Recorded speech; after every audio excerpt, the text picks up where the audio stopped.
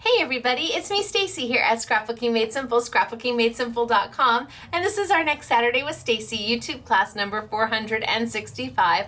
Welcome to everybody who is a regular with me, and for those of you who are just joining, I hope you find this full-length, commercial-free, technique-based class something that you can refer back to again and again, and always pick up something new, learn something new, a tip or a trick, or maybe remind yourself of something you used to do that you forgot why you stopped doing it because you enjoyed it so much.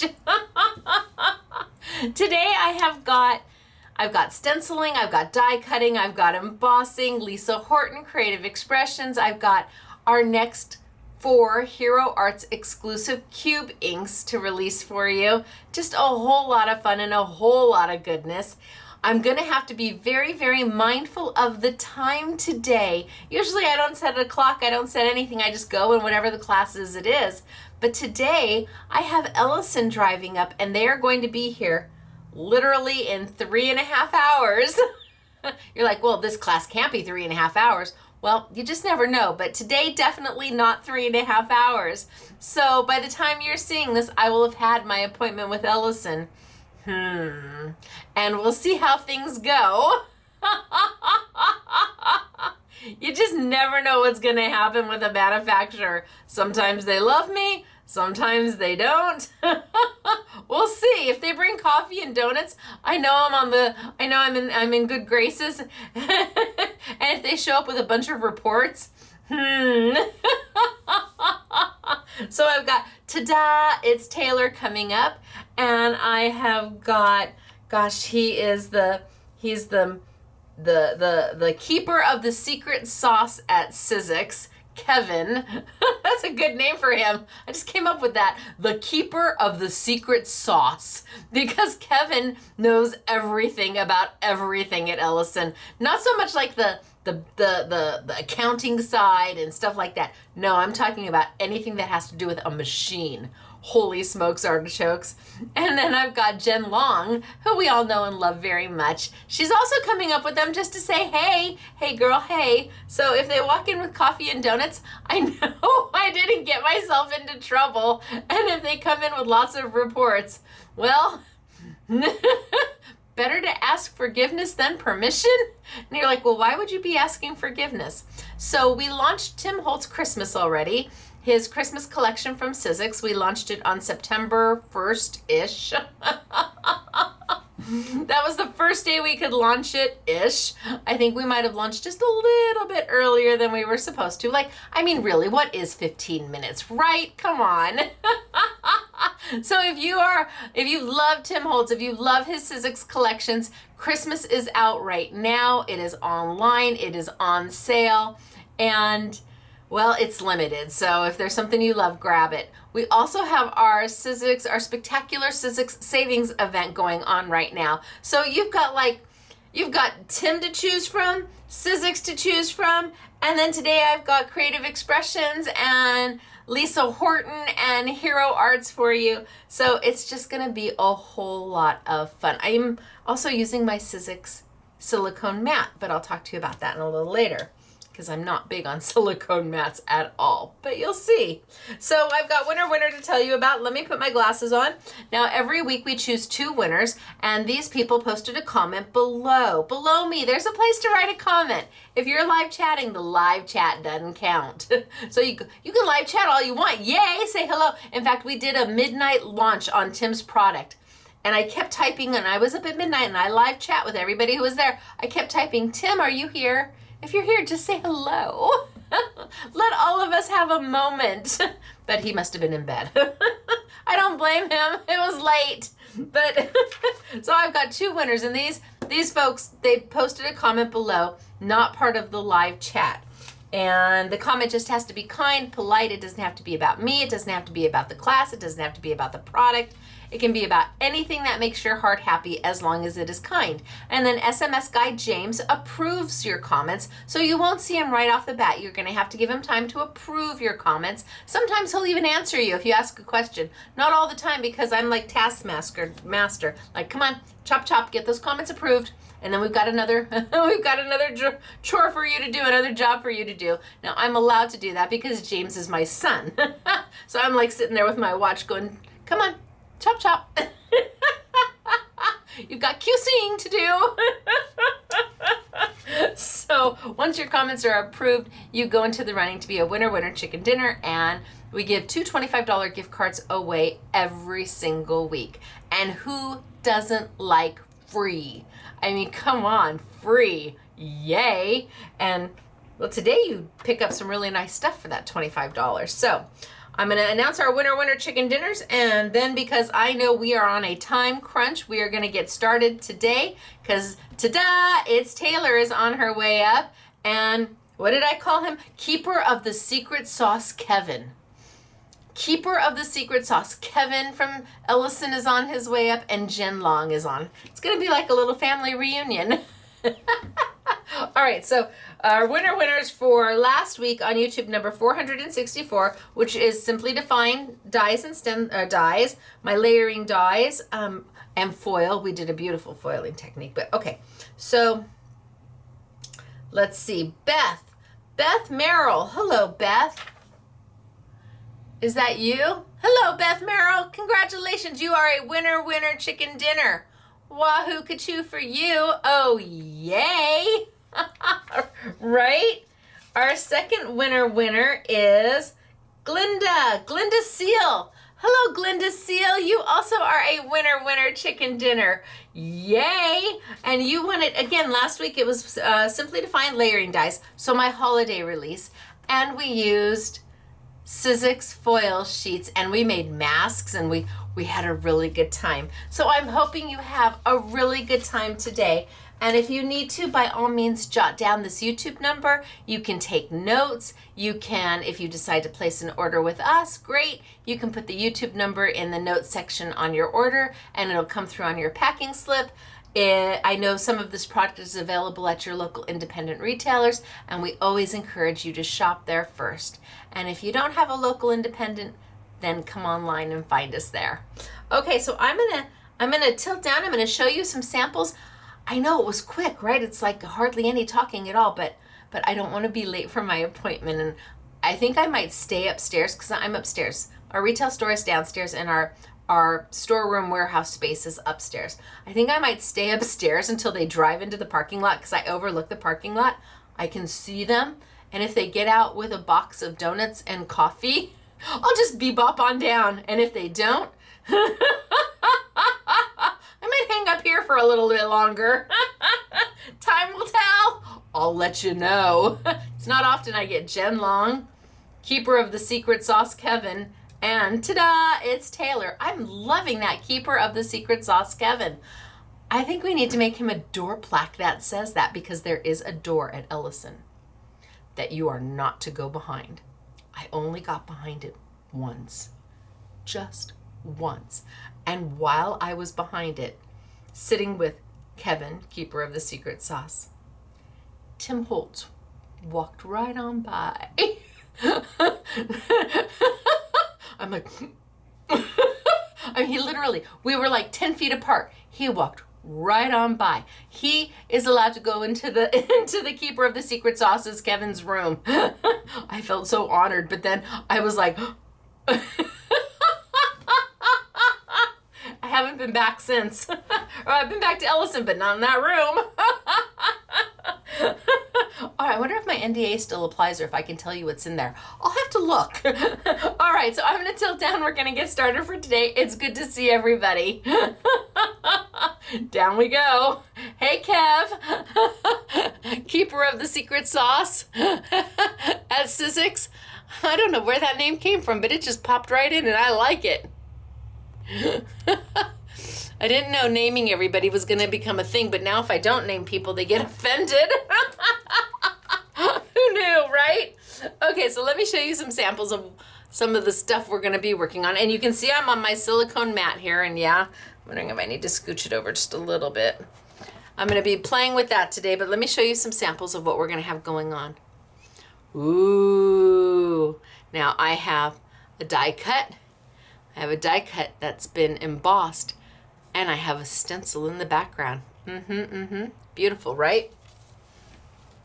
Ooh, let's pull this a little closer. There we go. And then take a look at this one. Wow. Wow, wow, wow. I'm going to show you how to do this. It is so stinking simple. Wow, wow, wow. Honorary SMS girl Katie did that one. And bravo. Look at this. Is this not beautiful? I think Patty might have done this one. I don't know. Yeah, I don't know. It's just beautiful. Love it. But I think honorary SMS girl Patty might have done that one. So, okay. So what do we have for you today? Well, I think I'm going to start with the stencils.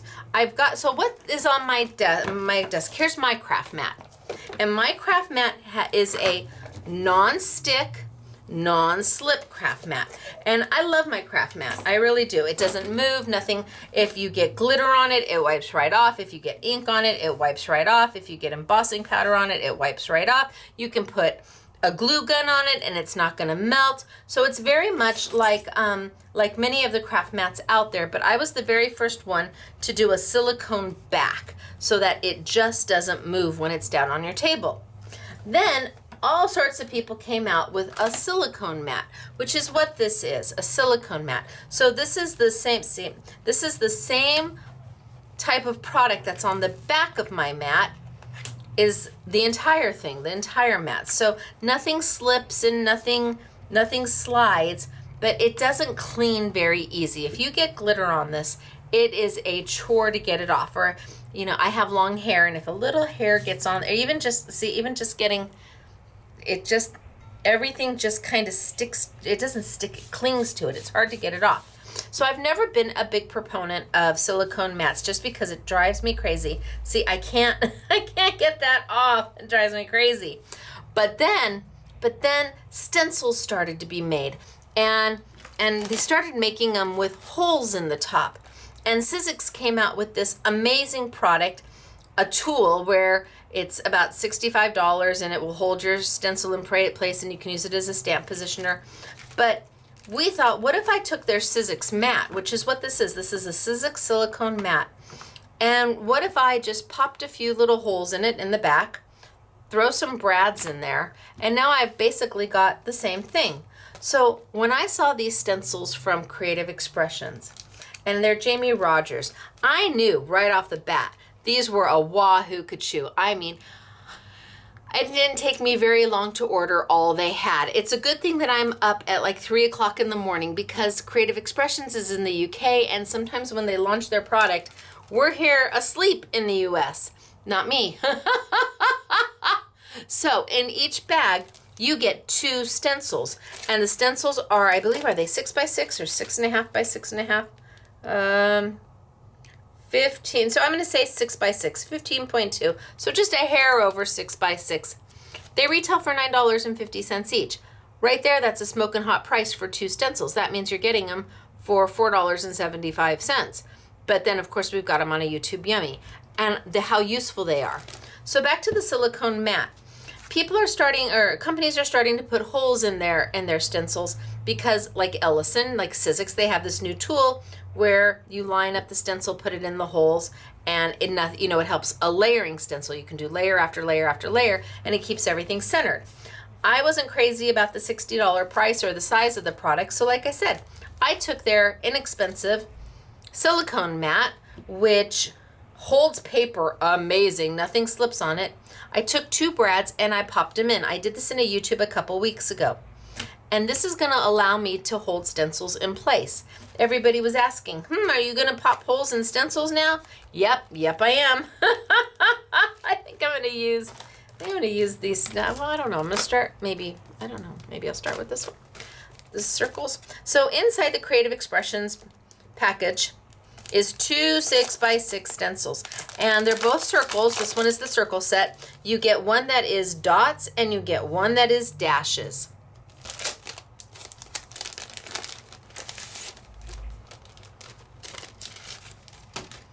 So one stencil is dots.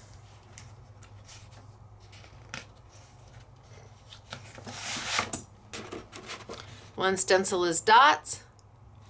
And one stencil is dashes. They kind of remind me of my must-have dies, actually, to be honest with you. They're my must-have dies only in stencils.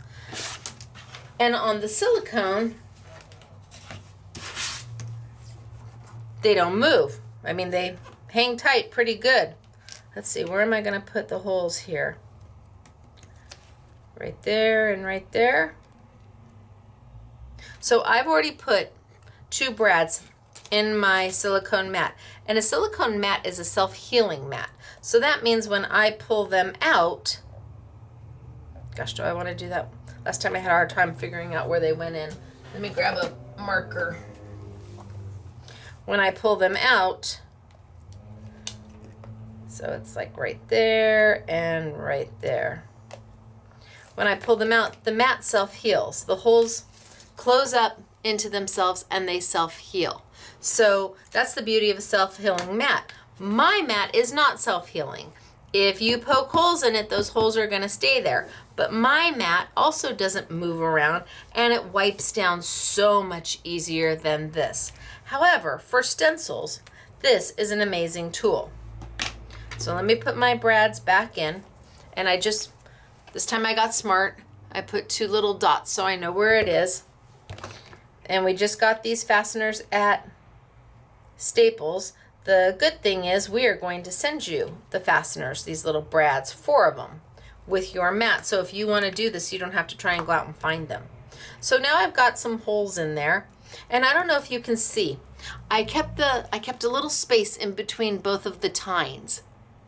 As opposed to putting them through 1 hole, I put them through 2, giving it more opportunity for my stencils to stay in place. So let's take one and let's pop some holes in it. So I kind of need to see,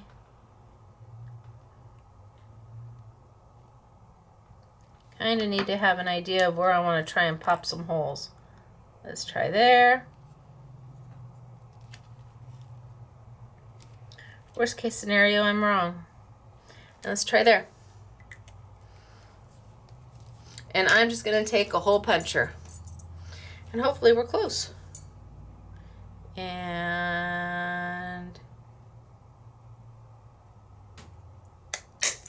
pop. Now you might want to measure yours and then pop your holes in it. I'm a fly by the seat of my pants kind of girl, so I just go for it. So now I put 2 holes in a stencil. I can then put my brads through my holes. Oh, look at that. Happy day for me. Push them down. And now my stencil is down and it's not going to move. Yay for me. Stencil's not going to move. Now, if this was a layering stencil, after I had finished this, I could then pick it up and put the next layer down and pick it up and put the next layer down. And because it's going to be in the exact same place every time, it layers up beautifully. So I'm going to stencil this one for you really, really quick. I'm going to do a little bit of stenciling because then we're going to come back and use them a little bit later on. And I'm just going to grab some paper. Now, I did as everybody said. Last time I had the mat, I had all the wells. I don't know if you can see this. I had all these little wells that come with the mat on the left side. And I'm a right-handed person. So everybody's like, hey, you just need to flip it around. And you're like, yeah, you're right. So I actually have holes way down here too, because that's how I had them for the last YouTube when I did this. So so if you're left-handed, you put the wells, and those little wells are little palettes that you can use. You can also take it and use it with your cube inks or any of your inks, and it will keep them in place. It's kind of like all of that product that's being sold right now, where it doesn't, you have a little, I don't know who, you have a little swatch of almost, I guess, of silicone, because it keeps your little cubes in place. But you can use this as a palette. Is it possible it'll stain? Yeah, it'll stain, absolutely. Depending on the ink you use, but you know what? An unstained craft mat is an unloved craft mat. Now, I'm pulling out for you right now the next 4 colors of our cubed inks with Hero Arts. Not that these are new colors for Hero Arts, although some of them might be, but usually at Hero Arts, the only way to buy their cubed inks is in a 4-pack. So you are stuck getting whatever 4 you that come in that pack. And let's say you run out of just one color. Well, you've got to buy all 4 of them again to get that one color back. So with Hero Arts, we released 24 cubes in open stock, and then in 2022, we've been releasing 4 cubes, 4 new colors a quarter. So this is the next quarter. Now I am going to tell you, we're selling these as an I Want It All only. That's it. They're inexpensive. We're doing it as an I Want It All only for the launch. Once the launch is over, we will open it up to just open stock. So again, if you run out of just one color, you don't have to buy the whole thing again. You'd buy just the one color. This now takes us up to 24 and 8 is, what's 24 and 8 is 32 and 4. So we're up to 36 colors. This will be 36 colors, and when we finish with our last 4 colors at closer towards the end of the year, we'll have 40 cubes in total. And again, you can just buy one. You don't have to buy the whole set except for on the launch date. So it's, I Want It All only for these right now. Once this YouTube is over, they'll go to open stock and you can buy just the colors you want. We're limited on how many we have, which is why we're doing the I Want It All. All right, so I've got my new 4 colors. One color is ultra pink. One color is soft apricot. One color is pool, and one color is moss. So I've got my 4 colors there. I've got my stencil down. I was cutting myself a nice piece of paper. I'm just using white Simply Defined cardstock. You can use 80 pound, 100 pound, up to you. I'm gonna put this, oh, I'm very close. Am I too close? We're gonna see. I put it all the way up. Put my paper all the way up against my fasteners. And let's see if I'm too close to the top. I'm very, very, very, very, very close. But you know what? You never know. I'm going to start with my lightest color, and I'm going to come in with some orange. I've got my Couture Creations blending brush. It's the one that comes with the little hats. It doesn't have the colored stick that tells you what color of ink you're using, but I just put a little hair tie, a little rubber band that I got at, I think, the Dollar Tree. They came in a bunch of different colors, and I just put that around to tell me what color I'm using. And that was a suggestion from the live chat. Somebody said, hey, why don't you just use a little girl's rubber band hair tie? They sell them, you buy the pack and they've got all different colors, and they were right, they did, because I like having the little hats. The little hats protect the brushes after you're done using them. So I'm gonna come in here and pick up some color, and I'm gonna lay some color down, and I just think we might be so close.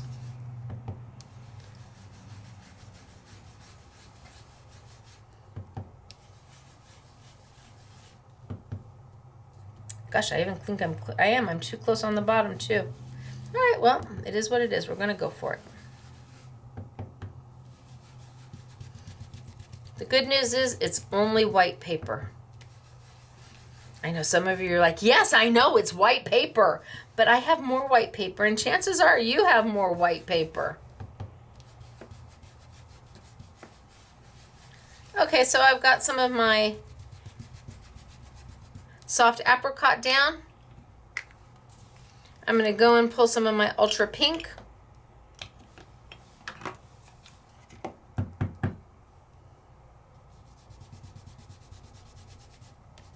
And I'm just going to hit here and hit there.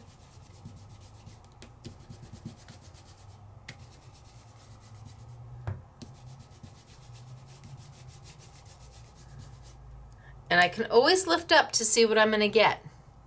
I can always lift up and then put back down.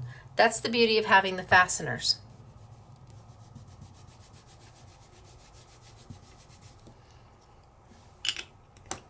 If I want to come back with more orange, more soft apricot, I can. And I'm just laying the colors on top of each other.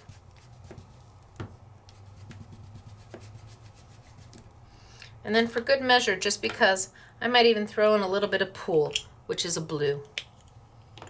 You're like, blue? After all that? Sure, why not?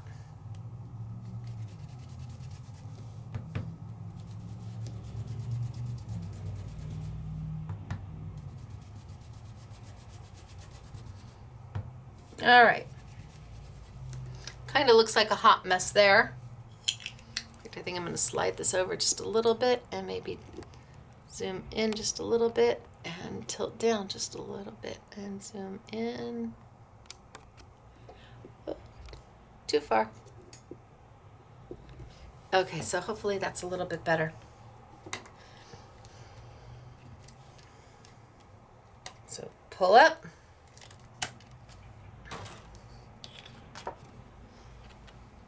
And done. My colors have kind of blended into each other. Looks pretty good, right? I think so. So let's do a dotty. So this was a dash. Let's do a dotty. And let's open these.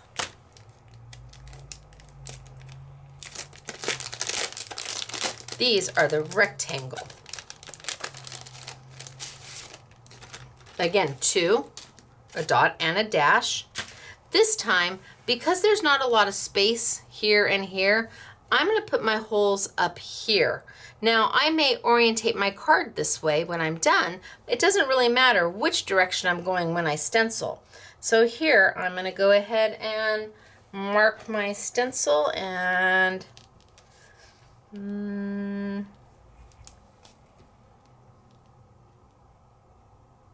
about like right there and right there. I don't know, we'll have to see. Time will tell. And my hole punch. Hello, hole punch. And zoop. Zoop. Sound effects required. Actually, that's more like a ka-punch. Ka-punch, ka-punch. And let's grab a piece of paper. Oh, I used that one earlier. Let's grab a new piece of paper.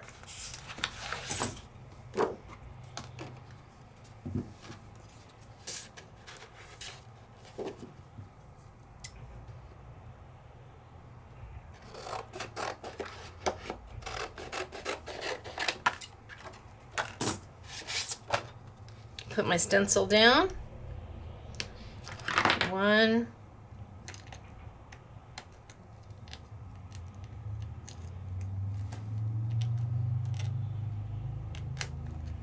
2, looks good, yay. Hold it down into place just by closing up my little tines. And then slipping my paper under. And I take my paper, oh yeah, plenty of paper. I take my paper and I butt it all the way up to the fasteners. And that way, if I was doing a layering stencil, every time I changed my top stencil, I would butt my paper all the way up to the fasteners key. That way it keeps it in place. Now let's stencil this one, and maybe we do this one in let's do a little bit of blue since I've got that one open.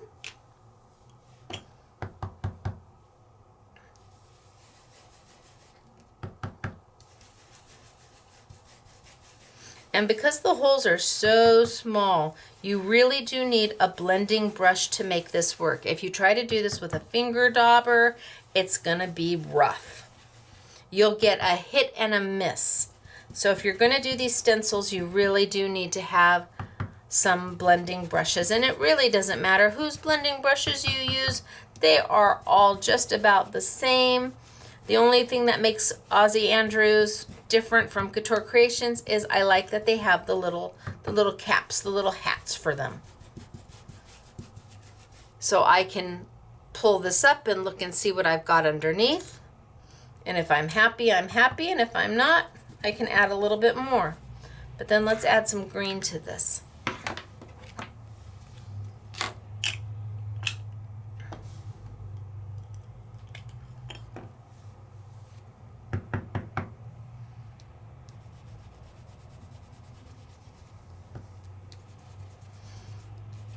Now, do I care if I go off my stencil? No, because I'm probably going to be cutting this out, even if I was going to trim it down.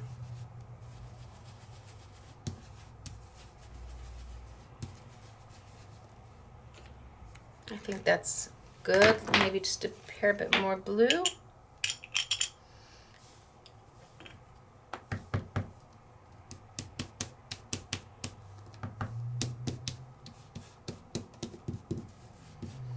And should I hit it with just a little bit of pink just because we can?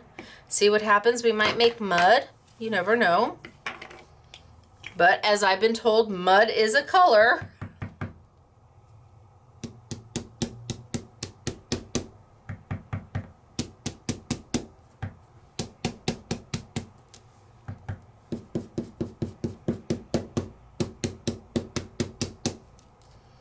Pull it up. Oh, I'm good. Okay.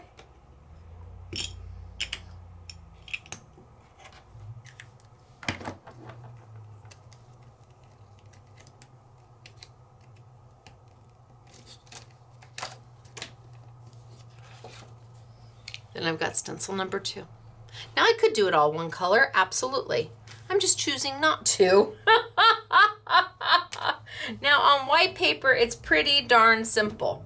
What if we want to use black paper? How about we'll do the square. Do we want to do dots or dashes? Come on, where's the square opening?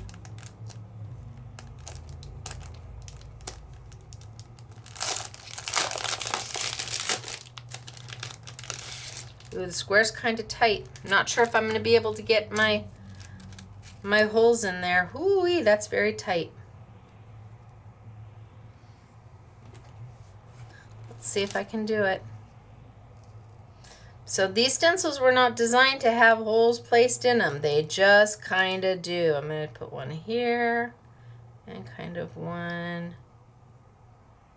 maybe here. I guess we're going to do dashes. And I'm going to kind of center as best I can. Kind of as close to the top as I can without going out. What if I use my crocodile and I used a smaller hole? Let's see what happens if I use a teeny tiny hole from my crocodile. Crocodile, tool that's been around for ages. It's smaller, the holes are smaller than a standard hole punch.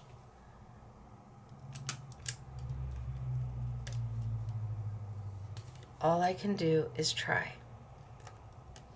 And if it doesn't work, well then you know it doesn't work. But better you know it doesn't work on my stencils than on yours.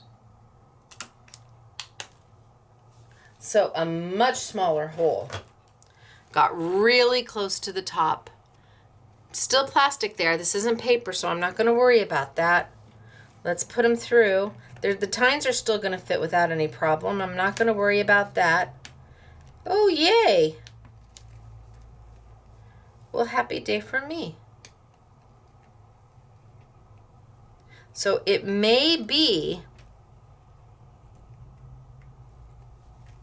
that you need to use a smaller hole punch for some stencils that don't have as much border around the side to let you, put a standard hole punch 1/4 inch through.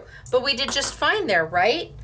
Now I want to use black paper, and using black paper is going to be different. I can't use dye-based inks. It's just not going to work.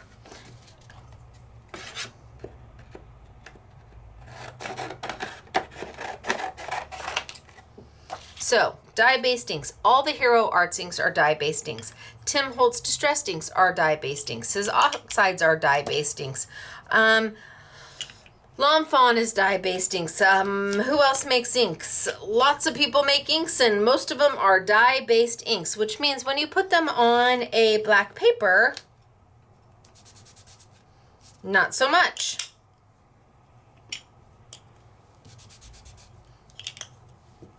Why? Because the color of the ink is being absorbed into the blackness of the paper. So black absorbs all those colors. Same colors. I did green. I think, pink. apricot pool.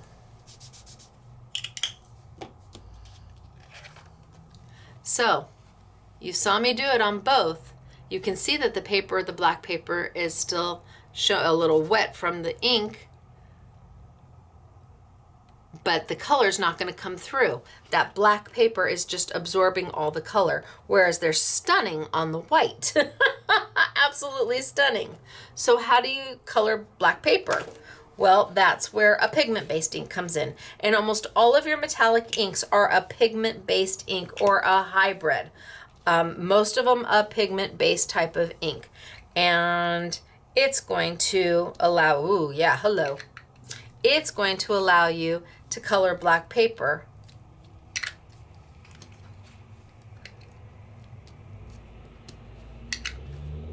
beautifully. Why? Because this sits on top of the paper. It's not being, it will eventually dry and absorb into the paper, but it sits on top of the paper as opposed to our dye-based inks, which absorb in right away. See, these don't move right away. That's why stampers use dye-based inks more than anything else, because you can stamp with it right away, it doesn't smear, and you're ready to go. This is a pigment-based ink, which means it's going to have to dry. I can smear it. For now, it will dry to the point where you can't do that. The thing about a pigment-based ink also is that you can throw a clear embossing powder on top of it. Well, any colored embossing powder for that matter. If I threw a clear embossing powder on top of this and heat set it, it would heat set to this beautiful gold or this silver or our copper. If I threw a burgundy embossing powder on top of this gold, all the gold would be obscured and you'd only see the burgundy. The ink would be used as kind of a Versamark, as a tool to hold the embossing powder in place. So if you use a clear one, you're going to stick with the color, you're going to get the color of the ink. And if you use a colored embossing powder, then you're not going to care what color the ink is. You're not going to see it anymore. But it is the only type of ink that really allows you to color on black paper. That's an important thing to know. Paint pens will let you color on black paper, but paint pens are similar. It sits on top. It will absorb in and eventually dry. See, that's good. It's drying. It's not smearing anymore, but it does take, yeah, that one's done too. It does take a second or 2 minutes to dry, but that is how you color black paper. I'm gonna keep those handy. Now, I love my blending brushes. I absolutely love my blending brushes and I use them all the time. And again, it doesn't necessarily matter whose blending brushes you're buying, as long as you buy ones that make your heart happy and you can afford them. That I think is the most part. But we usually use blending brushes for a dye-based ink and not a pigment-based ink. And the reason being is that the pigment-based ink can sometimes get your brushes a little clumpy. Can get a little clumpy. You're never going to want to mix a dye-based blending brush with a pigment-based blending brush. In fact, I really only use, I'm not so crazy about using my blending brushes with pigment because I don't want that to get clumpy, but to use these stencils on black paper with pigment ink, I have to use one. So I put just red rubber bands around this, and that tells me that this is, for me right now, my pigment brush. I am not going to have, well, I have a blending brush for every color of my dye-based inks. Sure, I have one for all my colors. For my pigment-based ink, I'm just going to use one because I'm only willing to sacrifice one brush. And the pigment-based inks you're going to be able to rub off and then go into your next color. So I'm going to use this specifically for pigment-based inks, and that's the only thing I'm ever going to use it for. I'm going to move my, oh yeah, look at that. Plenty of room by using that crocodile. I mean, it's just there, but just there is good enough. And I'm going to grab my first color.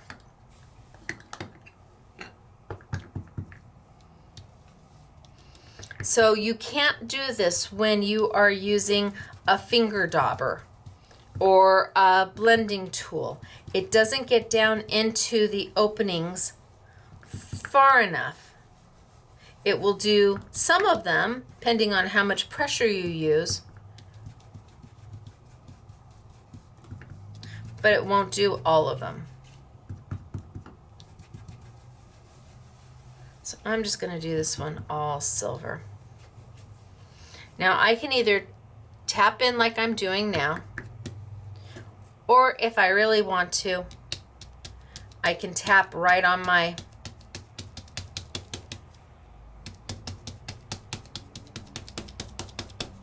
That's not going to push it down. It just gets the ink on there. And then I don't have to tap in as often onto my pad.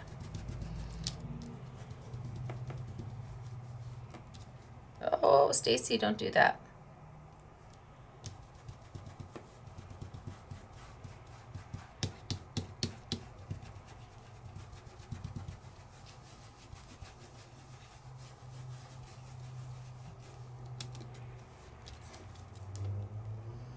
Oh, yeah.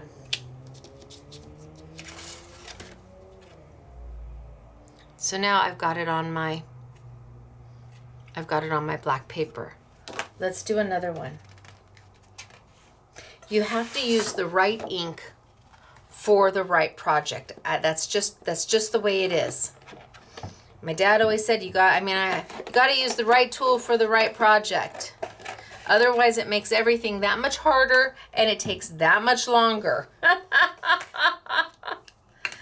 So I'm going to still go with my silver.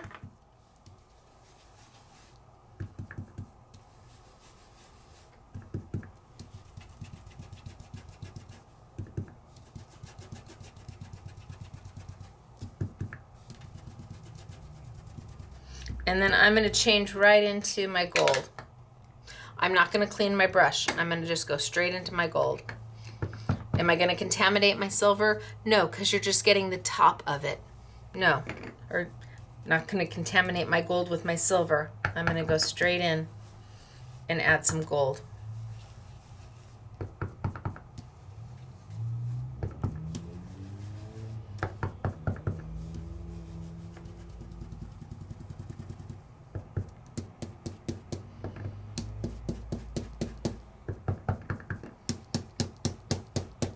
And because I'm a girl who likes surprises, I'm not going to look. And then I'm going to go straight into my copper. And these are all Aladdin inks. So these are the Aladdin pigment inks. And I bet most of you have these. Or many, many, many of you already have these. Or you have them coming to you.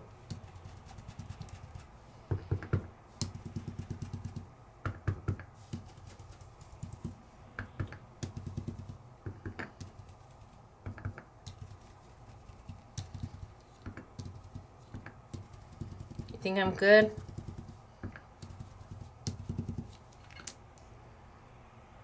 Ooh, pretty. Get that corner down there though. And that corner down there. Okay. So now I've got a little gold, a little silver, a little copper going on. Different a little bit less here. Probably could go back and add some more there. I'm not going to worry about it. But that is how you're going to ink black paper. What am I going to do with my brush? Well, I'm going to either take it and blend it out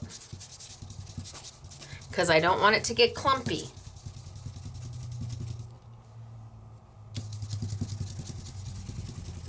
Can you wash it? Take a baby wipe if you want.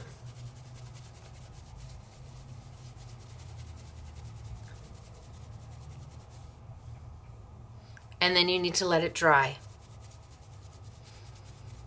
So I'm not willing to have one of these brushes for every color of pigment-based ink I have. I'm just not. I am willing to have one to use again and again and again.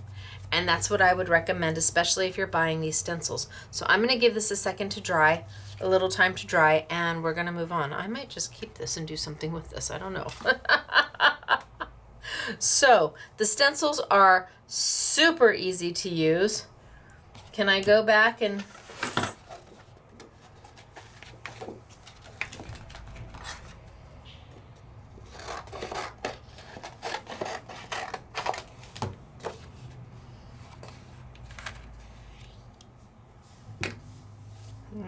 wipe this down just a moment.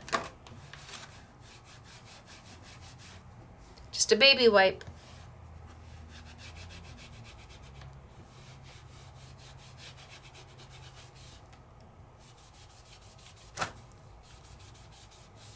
Might it stain my craft mat? It might. Am I okay with that? Yes.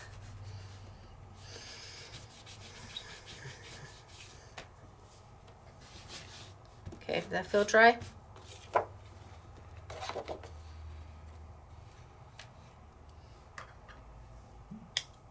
Ooh, maybe we'll do the blue.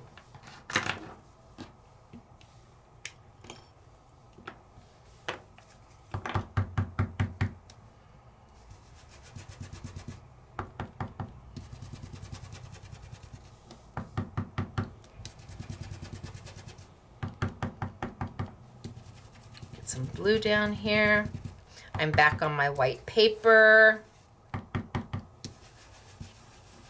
I'm not caring if I've got highs and lows.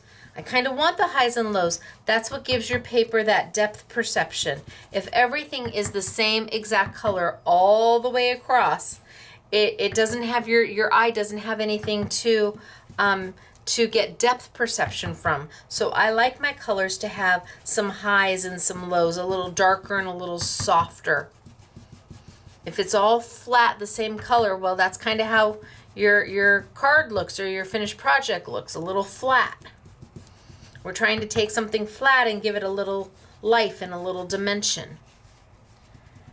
Okay, so blue, done. Looks good to me. And then let's go in and maybe with my copper. Okay, my brush is dry.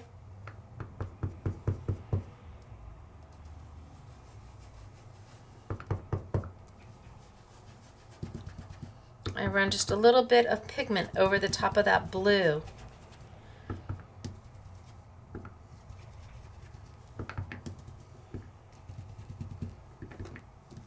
Just to give a little metallic-y look to it.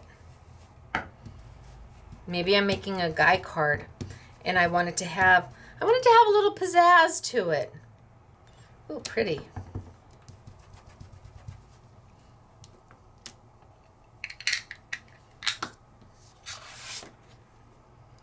Oh, pretty.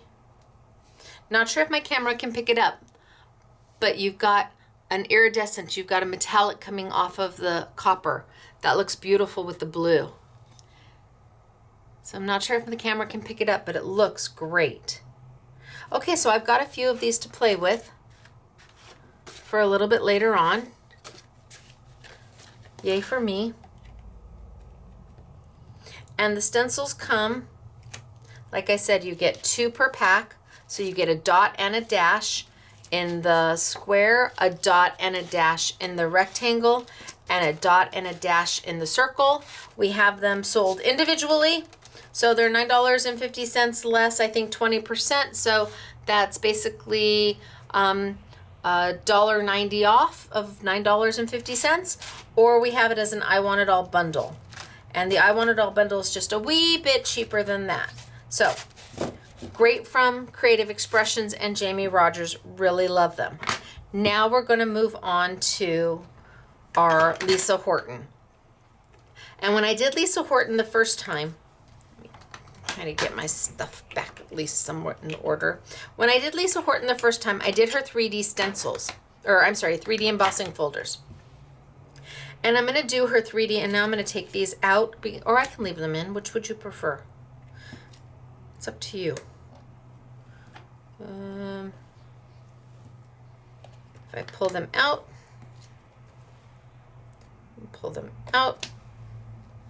and then my mat self-heals right back together again. So I put little dots on the back so I know where I put them, but then my mat just self-heals right back together again, and I save these. Now you may just want to leave them in there, it's up to you. But if you're using glitter or embossing powder, anything that's going to stick to this, you may want to go back to just using a basic craft mat that has a non-stick, and mine has a non-slip on the bottom. Okay, so Lisa Horton. I started with her 3D embossing folders a little while ago and did a YouTube on them, and you guys love them. I did not know she also did, gosh, it just seems off, right? Maybe I moved it too much. Just seems off, but maybe it's me. It's probably me. So I didn't know Lisa Horton also did 3D embossing folders that came with a coordinating die. Huh? Yes. It's not that it's a cut and emboss where you stick it through and it's going to emboss this image and cut it at the same time. No, you've got an embossing folder in 3D, and then you've got the die cut should you want to die cut it out. So,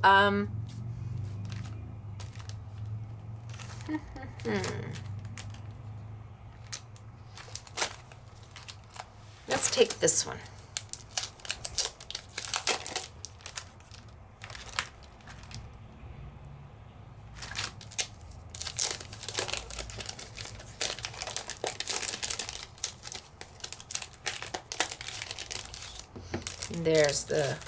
There's the die, and there's the embossing folder. So we have slimline and we have 6x6 for you.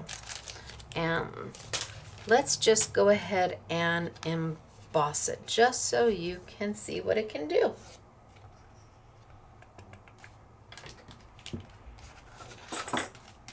Ooh, will this fit? Why, yes. Yes, it does. Now, Lisa does not index her embossing folders, which an index means the manufacturer has put their name on it so you know which way is facing up. I always try to tell people that the upside, if they don't have their name on it, is the side that is depressed. When you feel it, the image goes in, and this side sticks up. See, this side sticks up. My finger wants to stop at that ridge. That's the bottom of the embossing folder, and this is the top. So you may just want to take a piece of paper or a Post-it, a little labeler, and just put top side. Top side. And that way, if you're doing a pretty piece of paper, you can certainly emboss it both ways. One way will be embossed and one way will be debossed. It's up to you, but if you're doing a pattern piece of paper and you want to be sure to know which side is up, well, then you want to just go ahead and write them. And it's the side that it's debossed, that the grooves, everything goes down into. So let's just go ahead and do this and send it on through. So I'm going to bring my Big Shot machine over. I'm just going to put it right on top of here.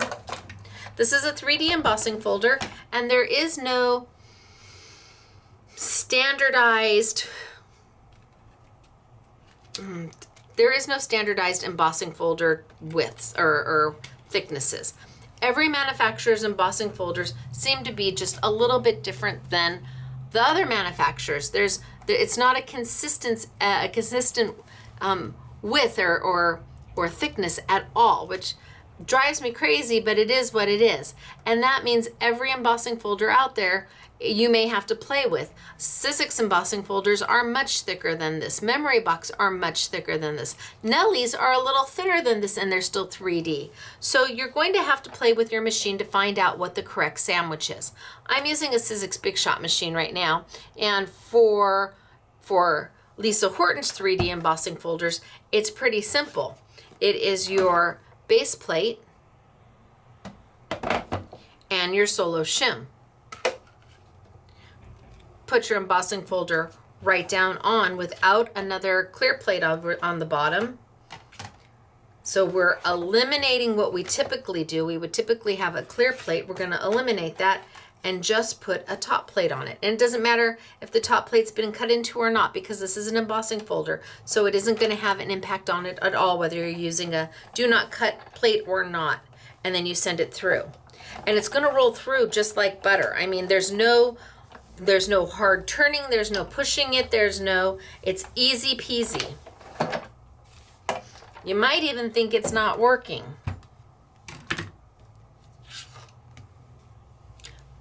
But it is. Can you see the depth of that? Right? They're beautiful. So I'm going to do that one more time. I knew I was going to be using lots of paper today, for sure. So embossing folder, top side, in.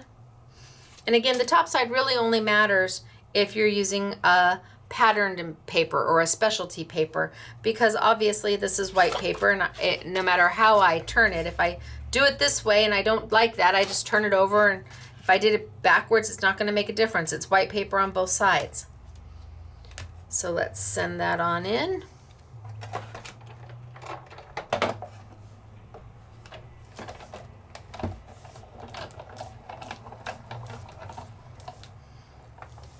I don't have to bring it back. It's just a one roll. And here I've done a wash, rinse, and repeat. So I've got the same image twice. And now you can see an embossed side versus a debossed side. So this has the depressions going in, but if I wanted it to be an embossed side, I just turn it over. Now they're the same. So let's color this up just a little bit.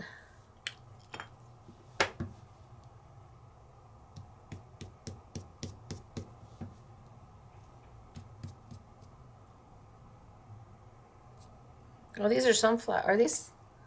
Well, they're gonna, no. They're just gonna be pretty is what they're gonna be. Good enough. And some pink, just so we can get some color on these.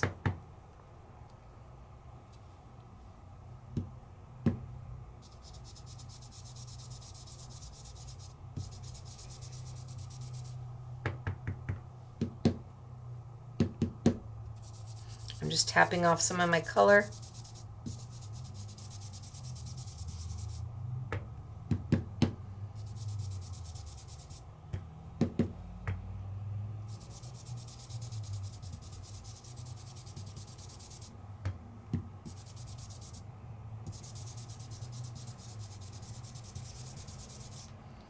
And then maybe just a little bit more orange.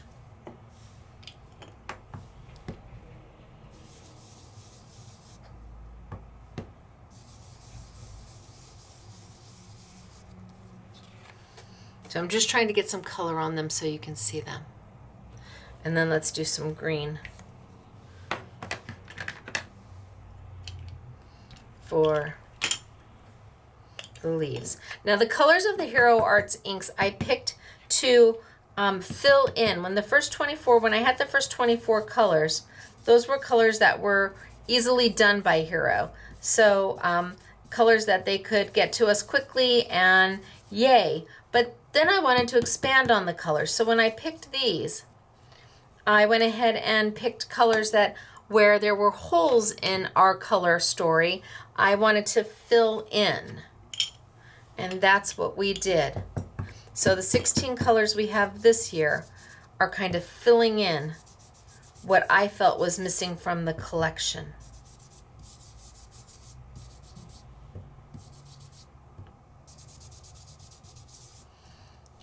Okay.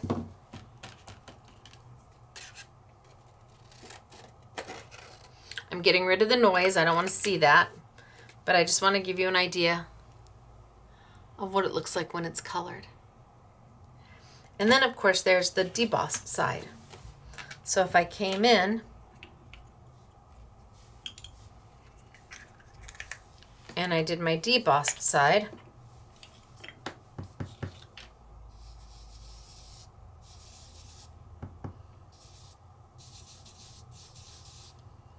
it would be a totally different look.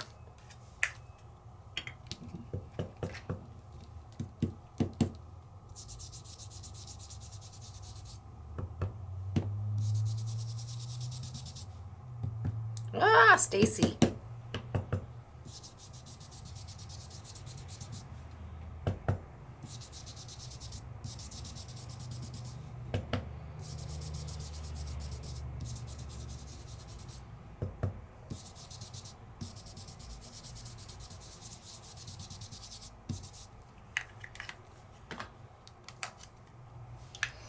And it's going to be up to you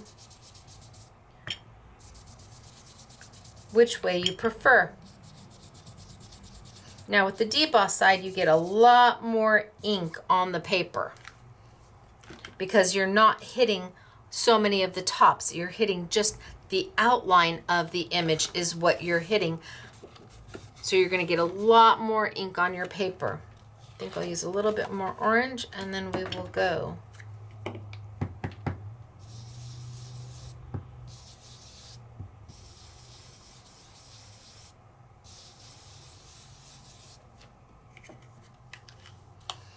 Okay, I think I'm going to call it done.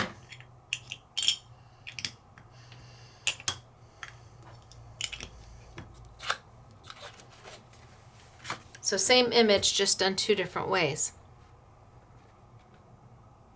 And then it's up to you if you want to cut it out. So let's take the die cut.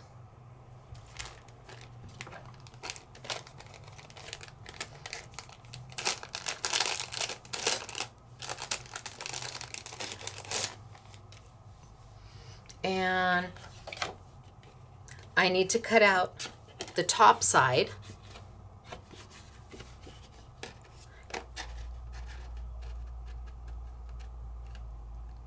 And it just kind of clicks right on in. Now it's going to cut that out on the back side too, but it's easier to line it up on the top side because it just kind of clicks right on in. Let's bring over my Big Shot machine. Now my sandwich is almost exactly the same. I've got my base plate, I've got my solo shim, but this time I do need my cut plate because I am die cutting. Put my die down, put my paper down.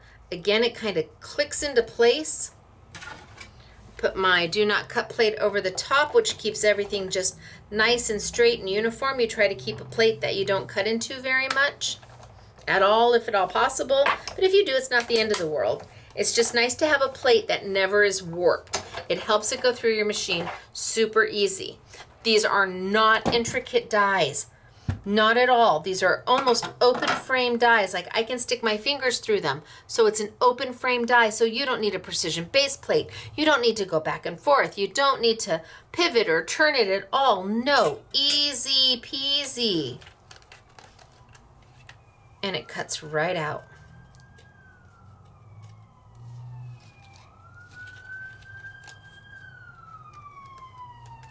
So this is what it looks like if it's just done in white. This is what it looks like before we die cut. And this is the back side.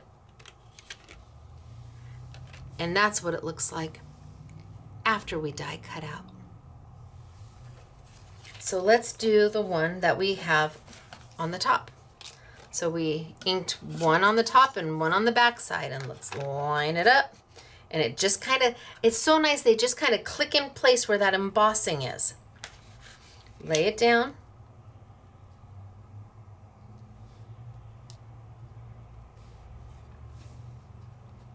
Bring my machine on over. Easiest platform ever. Could you use a magnetic platform? Sure you could. You can't use the magnetic platform necessarily to send the embossing folder through. You would have to try on your machine if it will work with the magnetic platform. Not that the magnetic platform is going to hold it in place, because it's not, but just so that you're not switching back platforms if you'd prefer not to.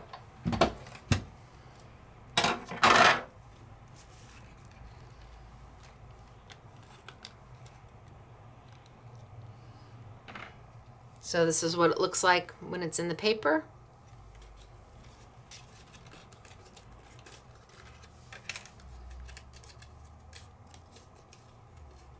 And this is what it looks like out of the paper.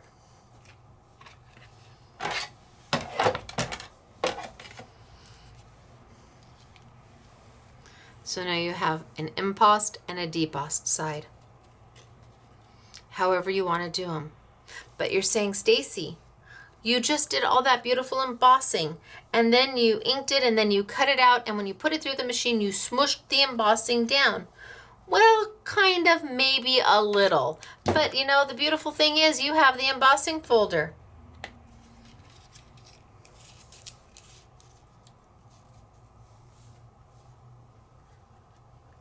You just lay it right back into place.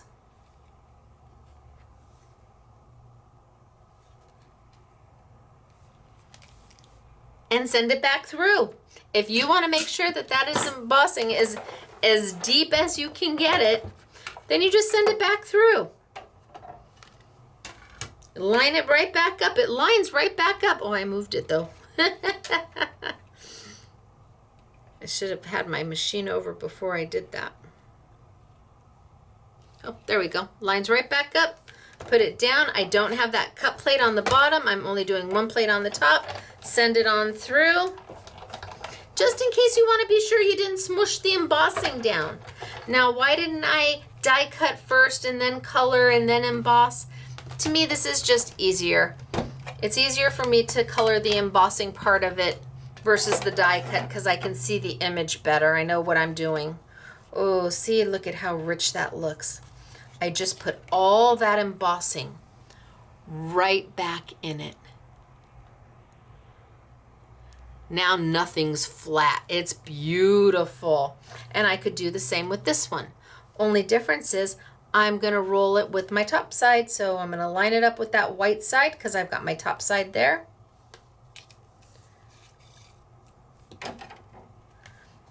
Just kind of put it in.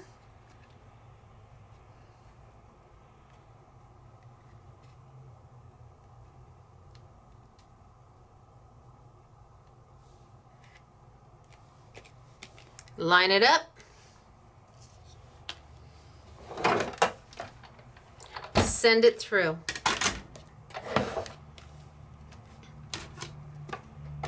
Having the extra die is a beautiful feature because you could just emboss this. You could just emboss this and that's all you do.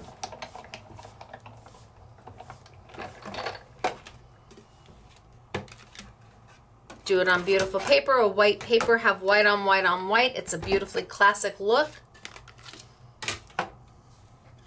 So I've re-put that deep embossing, only it's the back side that I care about. You have options. And you didn't have to die cut it out at all if you didn't want to. Not at all. Okay, so let's take this one. I'm going to put that there and I'm going to open. Ooh, right?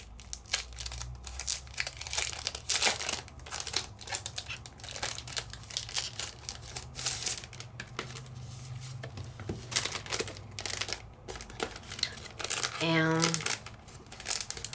let's put it up. So the pricing on these, it's definitely more expensive than a standard embossing folder. Yes, because you're getting the die as well. Is it crazy? No, I don't think so. I think that the pricing is fair. I think we have these for $16.99 for the two. I don't think that that's a crazy price for the embossing folder and a die, especially a die of that size. That's pretty darn big. The 6x6s might run $1 more. I can't remember, but this time, as opposed to inking the paper, now I'm going to ink my embossing folder. So I'm going to do both sides too, because you just never know, right? Always do both sides. So I'm going to start with one of my colored inks. Excuse me. And I'm going to go over the entire thing. I'm not going to try and just hit certain points of it. I'm going to just go. I want to make sure there's color everywhere. Yes, I know that leaves are not supposed to be kind of a apricot look. That's okay. So there.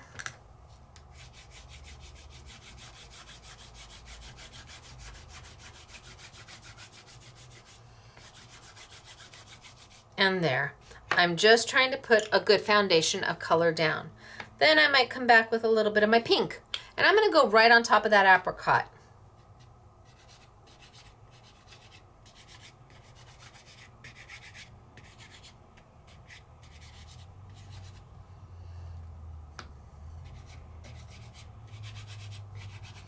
And you're like, well, what about contaminating my colors?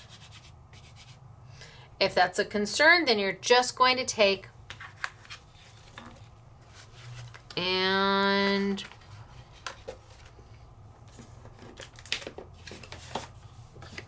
when you're done,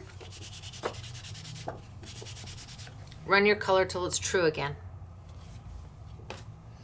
And now maybe a little bit of my moss. I know that there's green there, and I know that there's green there, and I know that there's green there, and green there, and green there, and a little there. So I know that there's green here, and here, and there, and there.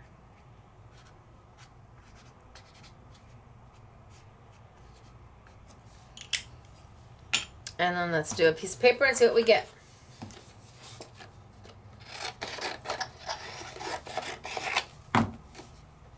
I don't know. We might have to do it another time. You never know. It's only white paper though. I'm going to throw it down and we're going to let it go and see what we get.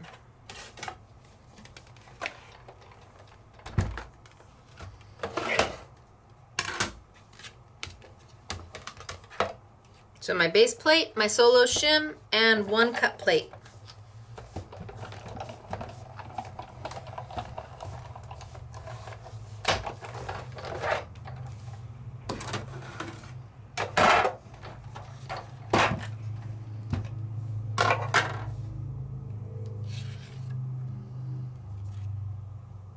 So we've got that, or we've got that. Okay, I'm going to hold that and I'm going to wipe this down and we're going to do it again. Let me cut another piece of paper.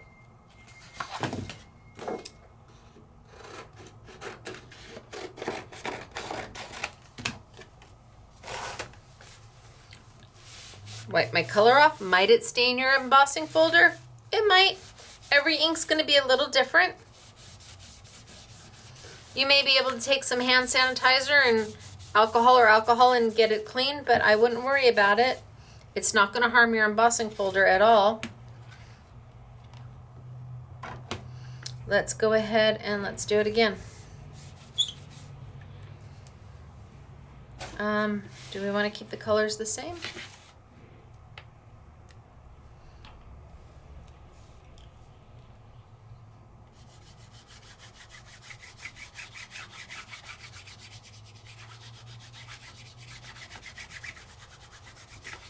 So the whole thing, and the whole thing, and embossing folders are kind of like stamps. The more you use them, the better they are.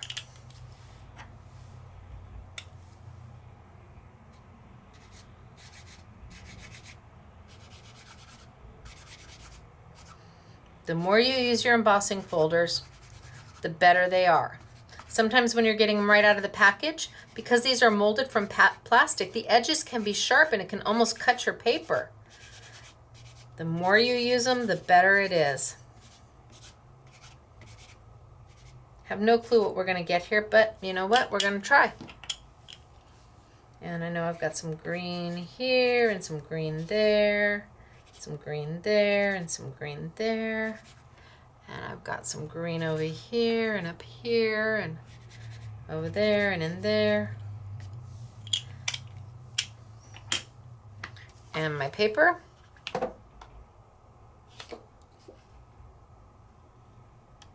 Drop, and let's send it on through.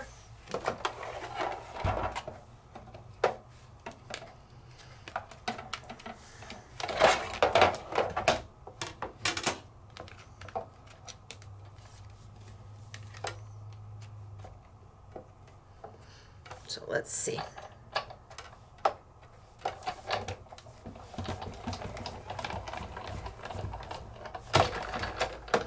One run, that's all you need to do. It doesn't have to go back and forth.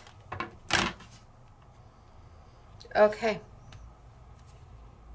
Okay, so what I want to show you is this was the first run of the embossing folder. And can you see how the ink kind of beaded up on it? So you've got these little, almost like a texture to it. And you may love, love, love that. But this time, the ink is more smooth. The ink is definitely more smooth and it's not all beaded up. That's because the embossing folder has been broken in, so to speak. Just like a pot, a cast iron skillet that you need to season. Embossing folders are kind of like that, or your stamp that you need to stamp off. If you're going to ink it, the first time you do it, maybe even the second time you do it, you're going to get a different look, because sometimes there's like a little film that's left on here from the manufacturing process. So 2 different looks. And then let's decide to die cut them and see what we get.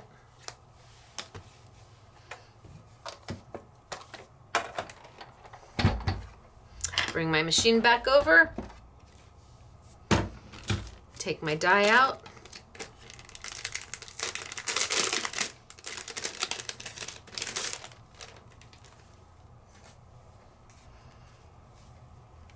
So right now, this is what we're looking at. And you may be going, yay, or you may be going, I don't think so. I mean, we could cut some of the white off so that you don't see the white.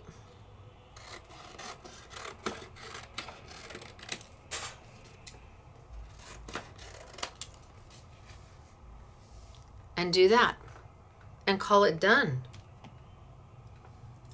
Or we can die cut it out.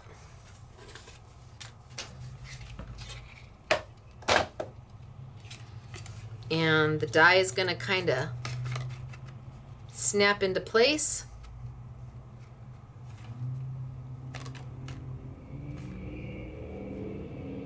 Is that the side I want? Yeah, I think I want this side.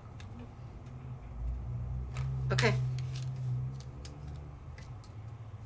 So because I did both sides, I have my choice of which side I want to cut out. And I think I like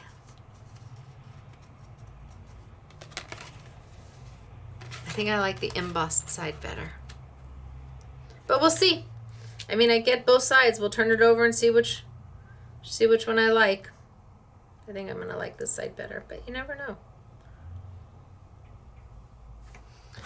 Top plate and send it on through. So Lisa's dies and her folders are a little bit larger, giving you the opportunity to do larger scale work. That doesn't mean that it has to stay this size. You can cut these down to what you want them to be. It doesn't always have to be full size.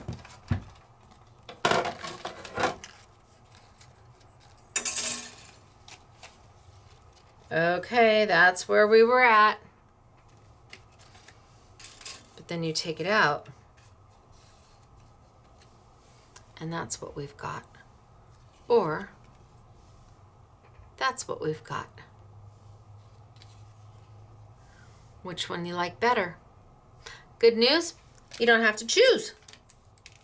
Let's do this one.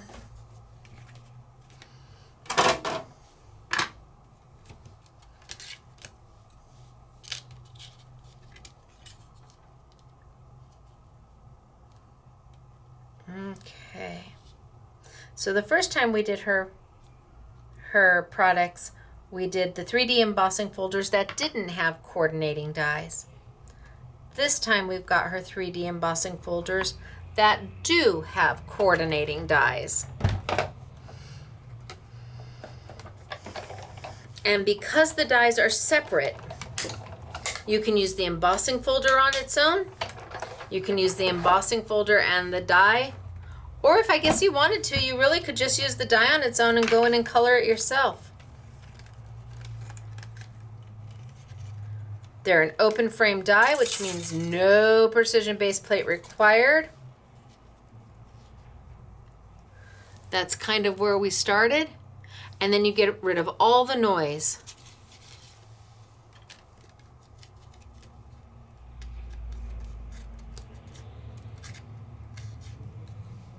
And look at where we end up. Right? Although I like it with the noise, but that's me.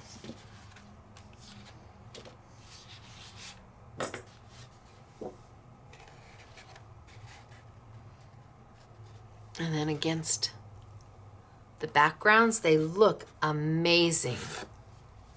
I mean, they just look absolutely stunning against.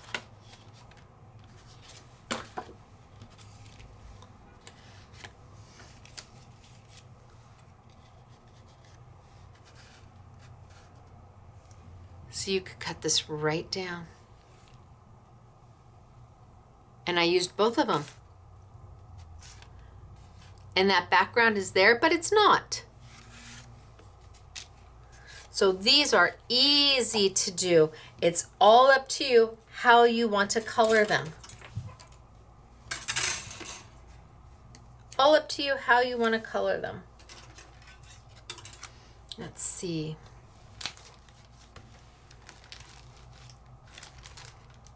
Ooh, this one's pretty. Let's do this one really quick too. This one's beautiful. So this time I've grabbed a 6x6 and I'm going to do it twice because I'm taking it out of the package for the very first time.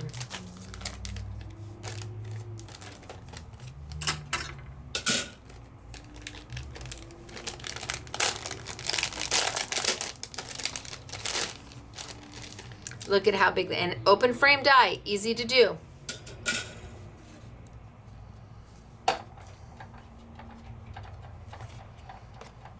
So I'm going to send this through, inked up first.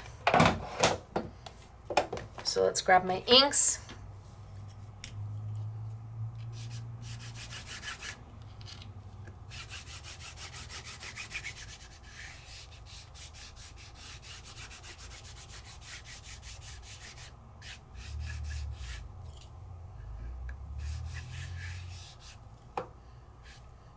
And then let's do this side.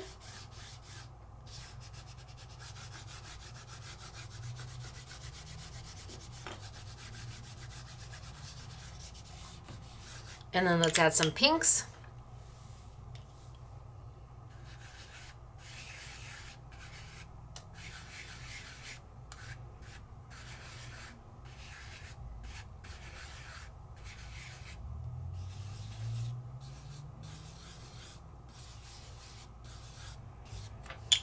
And some green.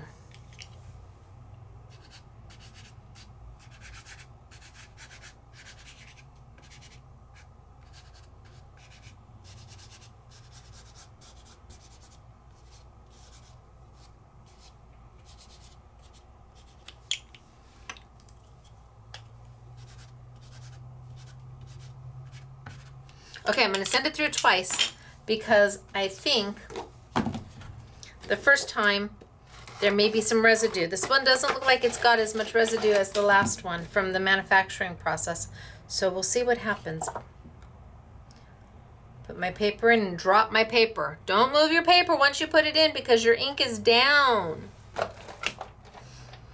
I don't want to put ink where I don't want it. And if you move your paper around, you're going to smear that ink. And let's send it on through. So this is a 6x6 size.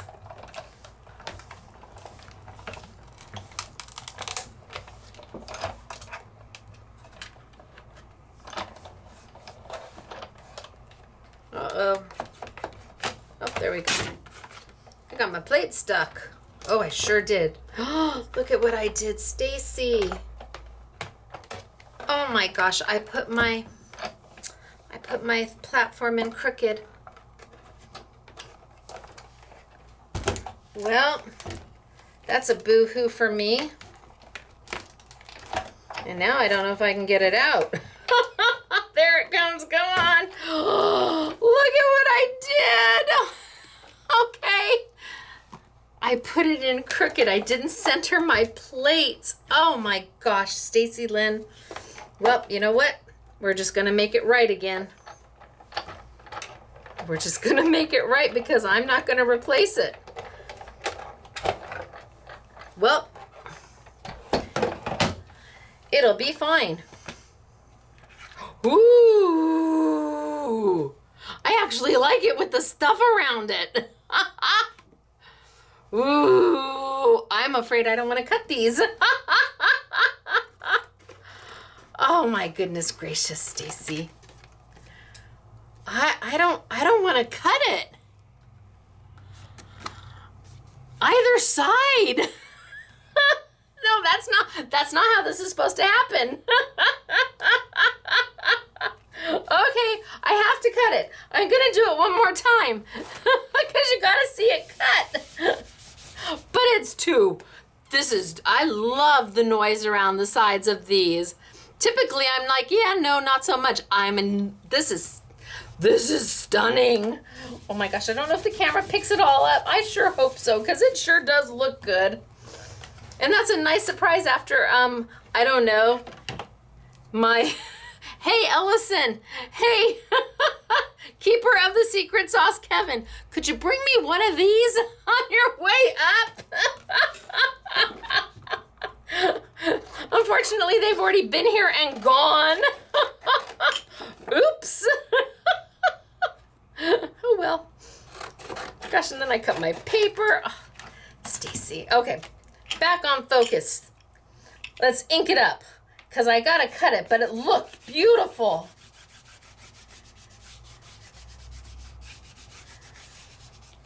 So no editing in our YouTubes. If you're new to watching me, you now know that. Most people would have just edited that whole little incident out and poof, presto, magic happens. Everything turns out perfect every time. But that is not true. That's not the case. So we just let it roll here. I don't want to learn how to edit. It's going to be what it's going to be. We're going to screw up. We're going to make a mistake and we're going to learn from it. We're going to fix it and we're going to be okay. It's crafting. We're creative people. All of us. It's our hobby. It's our thing. And if we can be creative making something, we can be creative fixing something.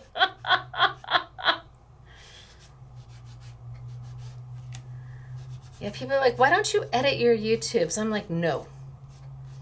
No, I'm good, thank you. Yeah, I probably could edit 45 minutes out of it, but then really, what are you getting? You're getting somebody's perfect craft, not somebody's real craft.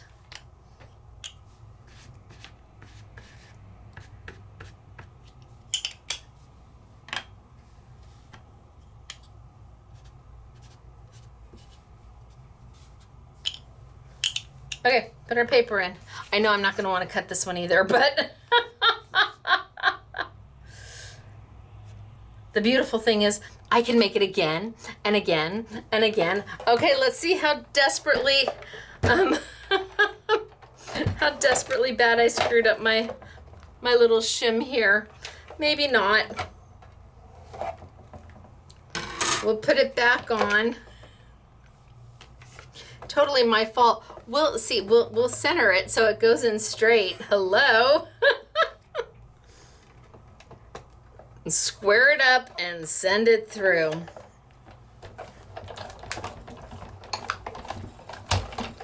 Yay!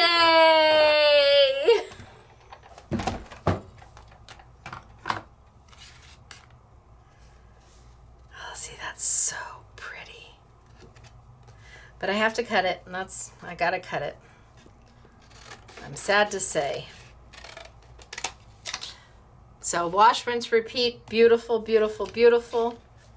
But let's cut it. This time I think I'm gonna put that up there. I'm gonna try and sandwich this down. It's not bad. It's a little bent. It's a little bent, but you know, it's okay. It's not gonna hurt anything.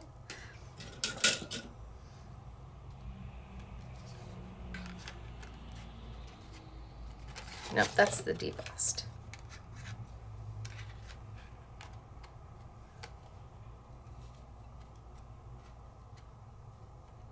Line it up. Base platform, solo shim that's been a little loved over there. I think that's my first solo shim I ever have tweaked. But there's a first time for everything, right? Am I gonna throw it away? Heavens no. Am I gonna call Keeper of the Secret Sauce Kevin and have him send me a new one? Maybe. Send it on through. Oh yeah, look at that. My little oopsie didn't cause a problem at all.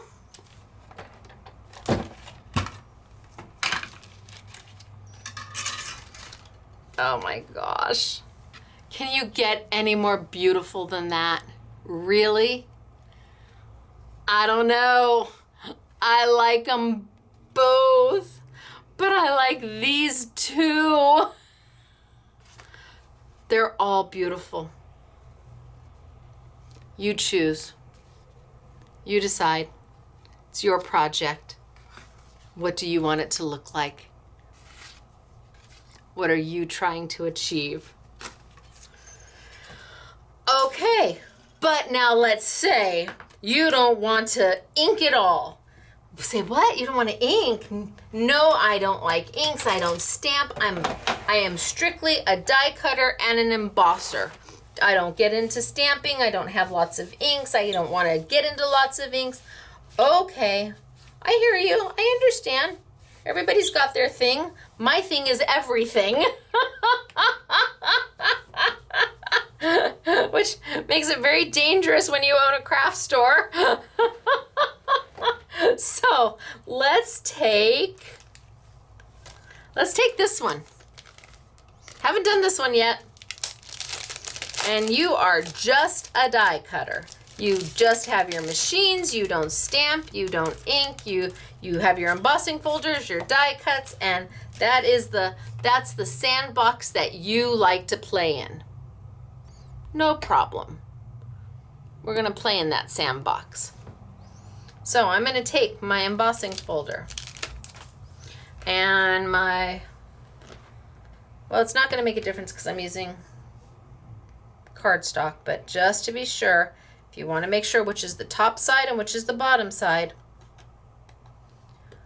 top side has the ridges going in, the bottom side has the ridges coming up.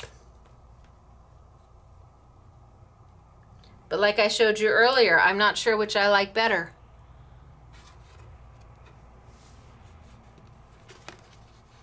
That's the debossed side, that's the embossed side. I don't know which one I like better. Hard for me. So let's take a piece of, about pretty pink.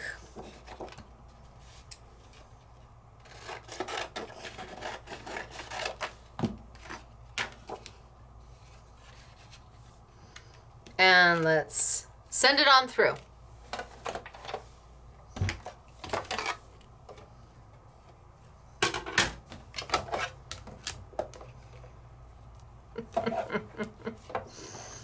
So, ta-da, it's Taylor and oh so clever Karina from Sizzix, maybe watching that, cringing as they see me ripping that out of their machine. But it came out.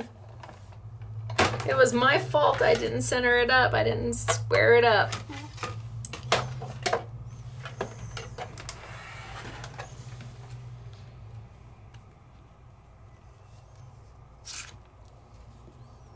Okay. I don't know if the camera can get it because it's a single color, but you can see the deep embossing, right? I hope so. Then I'm going to take some green paper.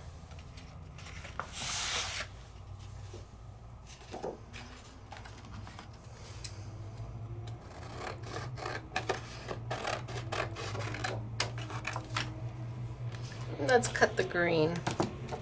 Then let's send it on through.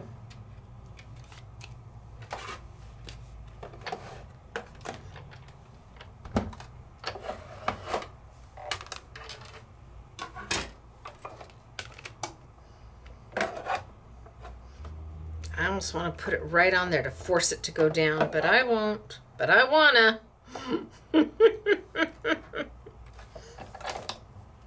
And let's square it up. What I mean by square it up is that everything lines up on both sides. When I got it stuck, I had it tweaked like that when I sent it on through, and that's why it got stuck. Can you see that it's hanging way off the side? I need to square it up, send it on through, but I get in a hurry. I just want to go, go, go. You guys might have even seen it and been yelling at me, "Stop, Stacy!"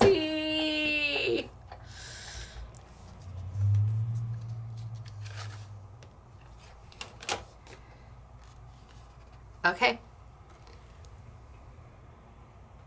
Now I'm going to grab the die. I don't have to fussy cut anything.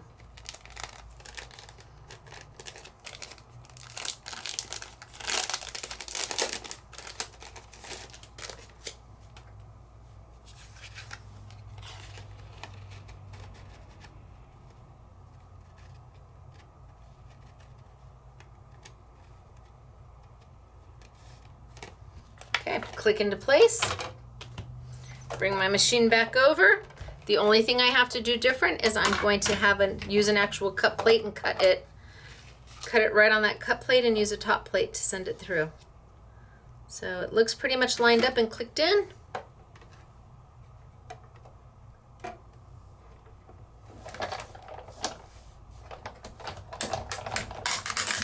Open. Oh, creaks and cracks are okay. No worries, let it go. That's almost like the sign that it's cutting.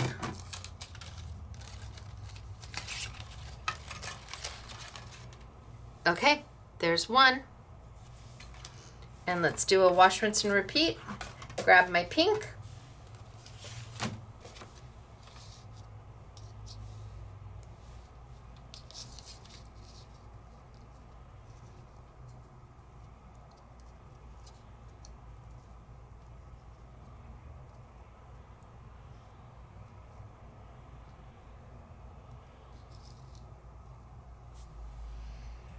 Top plate.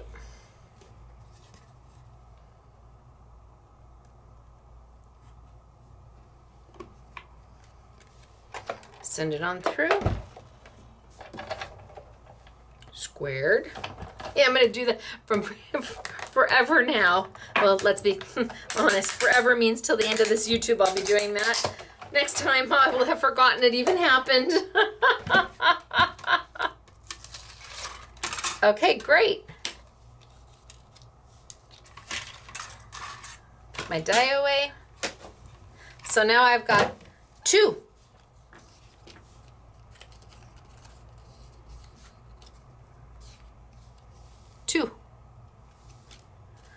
All I have to do is take, and depending on what I want it to be,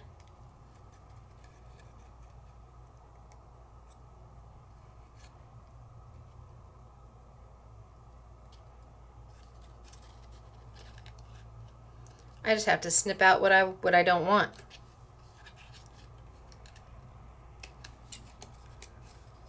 So snip that out. And I don't want any of this.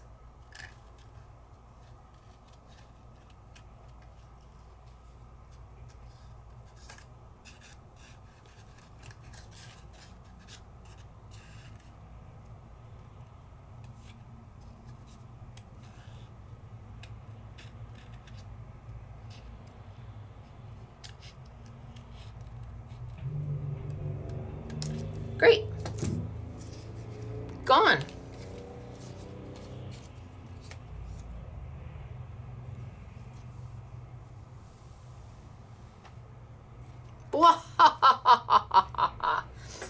I'd love to say I did this, but no, honorary SMS girl Katie was playing with it. She's like, what if I just piece it together so I have my flowers pink on top? Well, yes, you can. You'll see her sample. Her flowers are actually in red. Take some Stacy tape.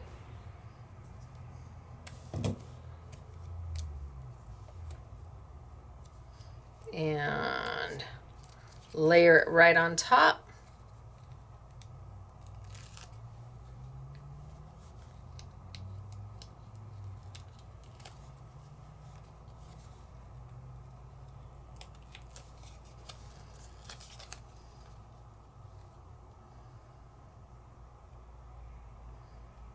You could make your own decoupage this way.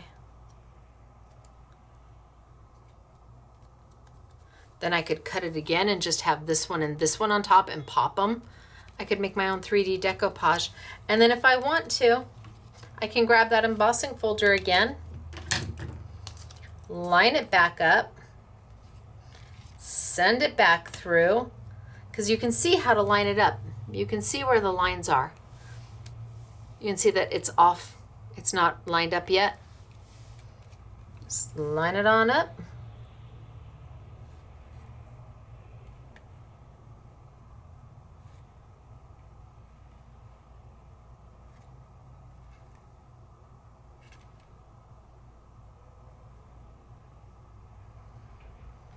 A little bit higher.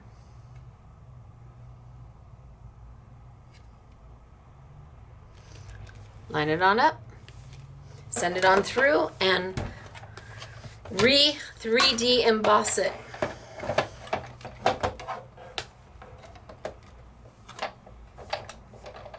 Okay, see, that's me being too fast again.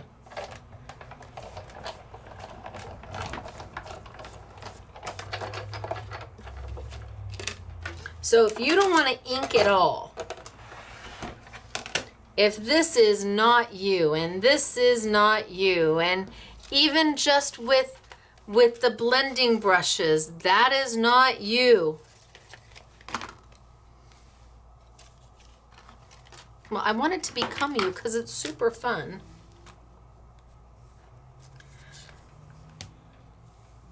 Maybe that is you.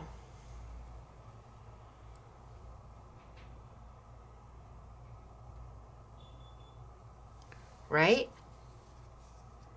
And then I think Katie took a little bit of just a little bit of the pigment.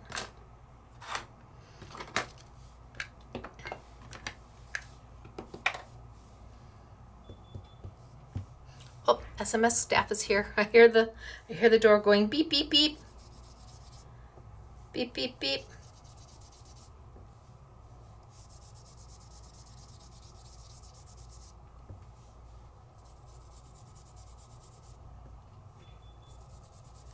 She just added a little bit. I'll have to look at her sample, but I think she just added a little bit of the pigment just to kind of highlight the rose a little bit. Your call.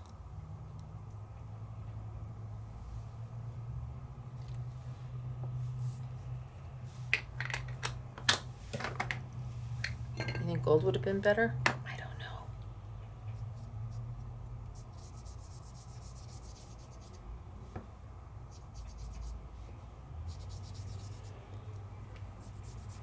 Just to hit those tops.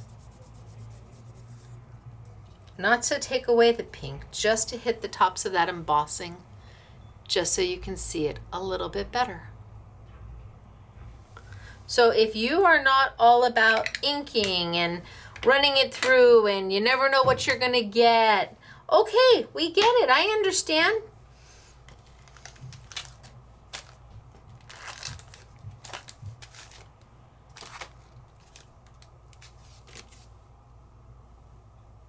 My gosh.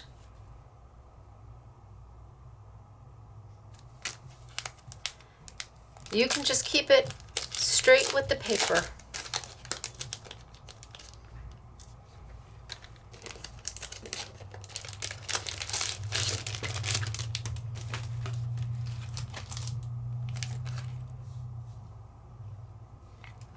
So I'm going to run through some purple and some yellow. I'm going to do 2 at the same time.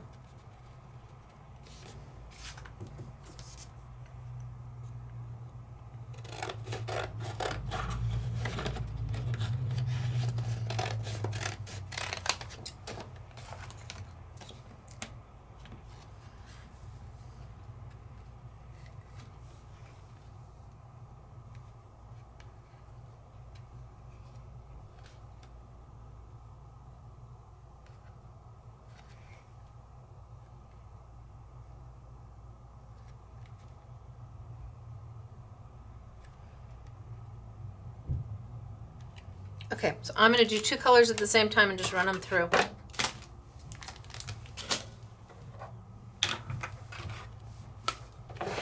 Yep, SMS guys and girls are here. Let's see, I've got my base platform, my solo shim, my embossing folder. I have 2 sheets of paper in it this time, and let's roll it through. It's still going to roll through pretty much like butter,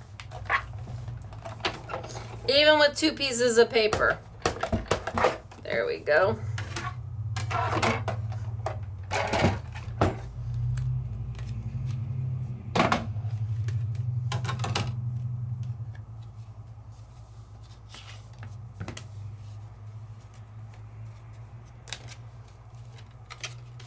So I've got 1 and 2. Grab a piece of green.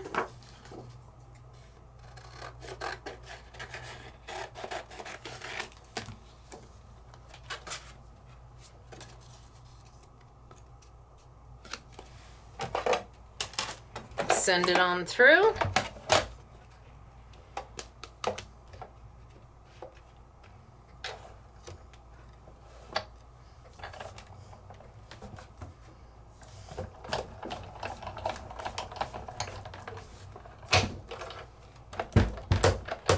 Gonna get stuck there every time now. Okay, so I'm gonna move it this way in hopes that it doesn't get stuck up there. But I'm not a girl who gives up easy. All right, now let's die cut. I think I can die cut them out at the same time, so they click in together.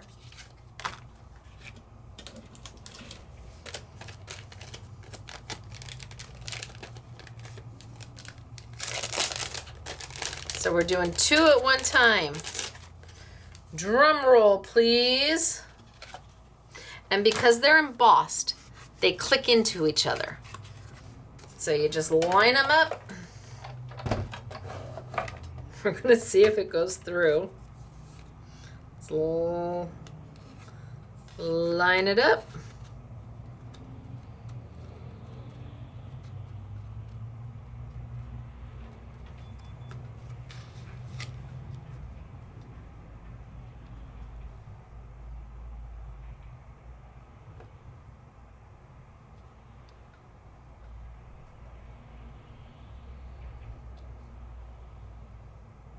I think that looks pretty good. Close it up and send it on through. Hopefully I didn't move it.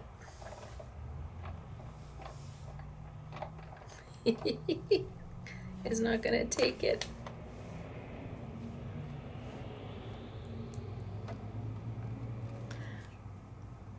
I think I moved it. I don't know, we're just gonna go. But I think because I put my little, yep, it's not gonna take it. All right. Let's see. Hopefully I didn't move it.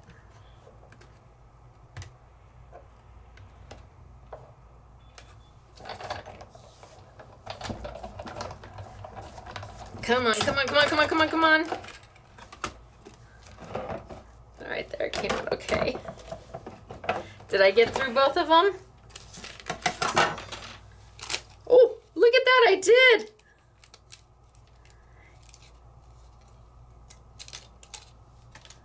Look at that. So 2 sheets through the embossing, 3 sheets through the die cutter, and then the last one I need to die cut out is here.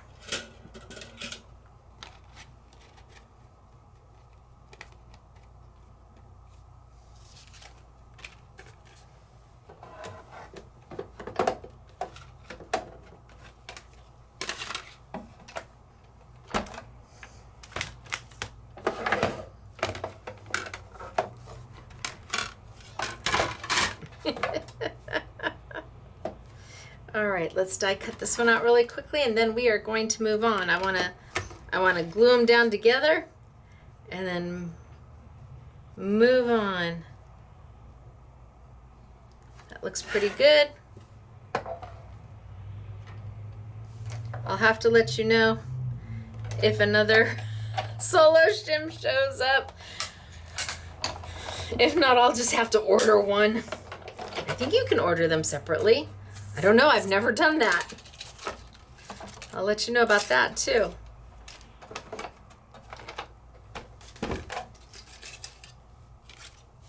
Trash. All right. See, this is driving me crazy because all this stuff doesn't want to come off. It makes me just want to go back to my craft mat where all the stuff does come off. See, look at that. Ooh, that makes my heart happy. Okay, so now I've got, what do I want to cut out?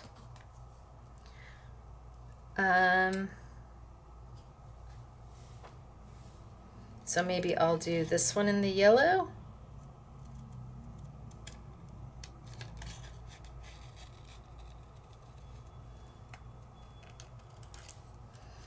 And maybe I'll do this one in the purple.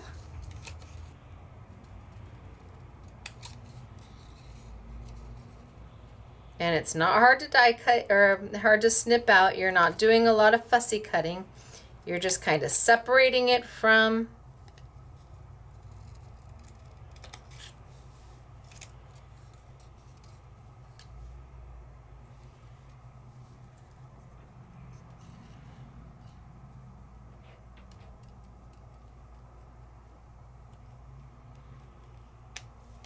now that leaves me this.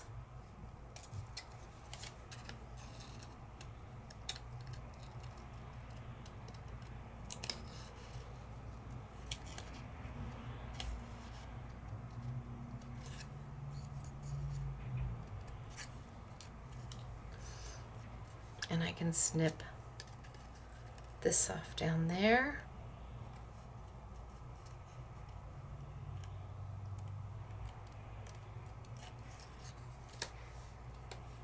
Now, why wouldn't I use that?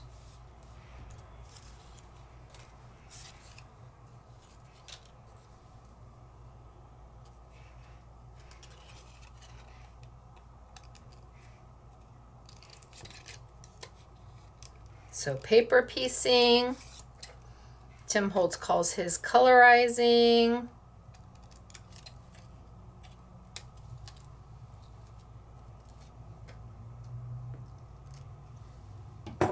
Why wouldn't I use these? Since I can. And I can put that one there.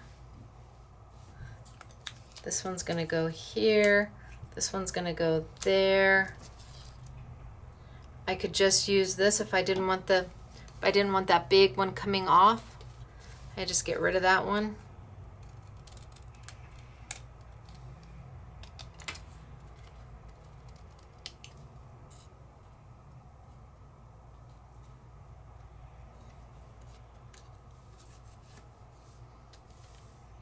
Why can't I just use that?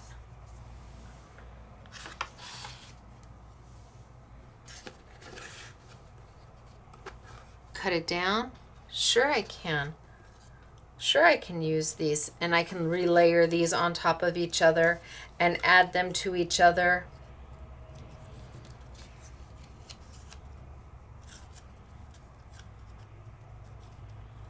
It's all up to you what you want to do. It's just splicing and dicing.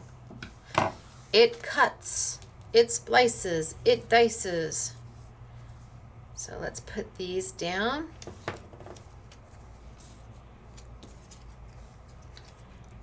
So that one's there. This one's here.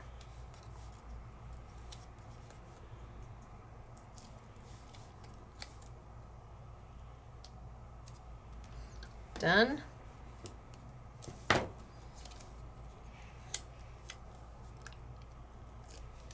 done. Lisa does beautiful florals. Really, really beautiful florals. Are we going to have her holiday release? She has a couple embossing folders for holiday, and no, we're not going to have them. They'll get here too late. So I've got it all spliced and diced. Put it right back in. Make sure I've got, put it right in the right side.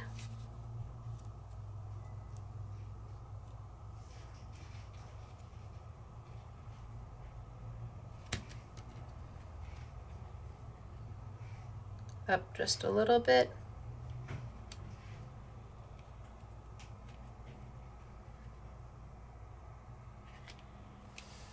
Just so you see it matches up with the lining, and send it on through. And then we are moving on. If I can get this out. There we go. Well, it just makes me work for it a little bit harder, right? What if I let's see if I flip it. See if it, all it can do, well, we're just gonna see. If I flip it, if it'll flatten it.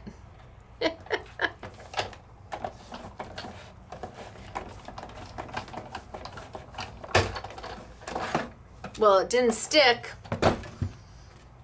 So if it's the same thickness this way, it's the same thickness this way. So I'm gonna run it through that way for a little while. Oh, so pretty. Oh, I didn't do that one. Oh.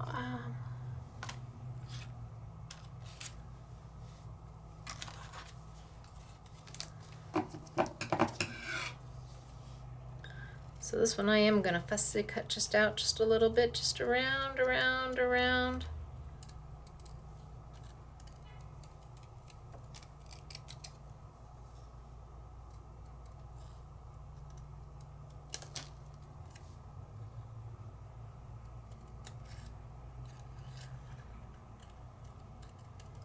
And poof. So you're just following the edges of the, it's already embossed, so it makes it super easy just to cut it out and follow the edges. Oh yeah, it has to have that one.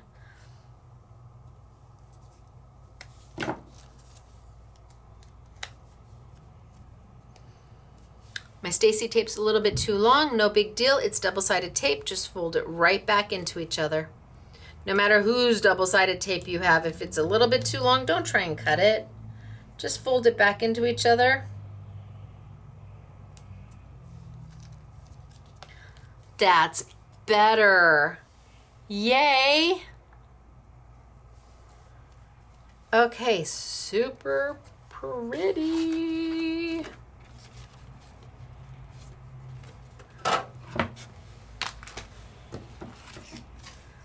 All these odds and ends. I don't want to throw away because I think we can make something of them. Now this I'm just going to cut out. And again, you've got the lines to tell you where to cut. And I could cut just a little piece out if I wanted it smaller. I could cut the whole thing out. Up to you. I would definitely stencil the whole thing and then decide what you want to cut out. And I'm just going along the outsides of the little dots. If you have a trimmer, certainly you can use a trimmer.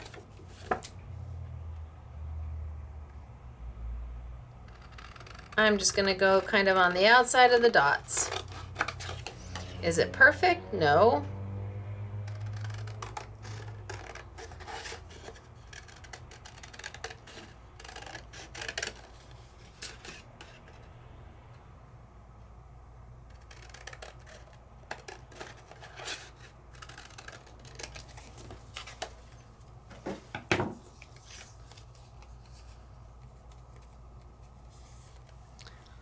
Ooh, right? They're starting to look really, really, really good.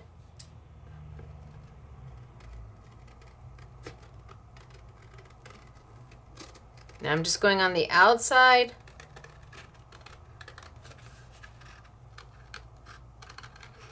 Just the outside.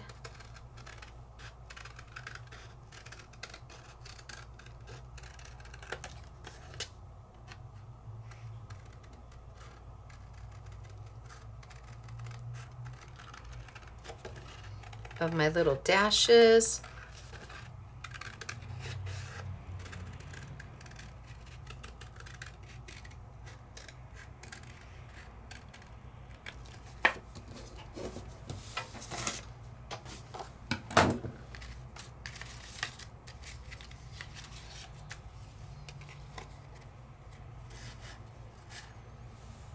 Oh, it's too big.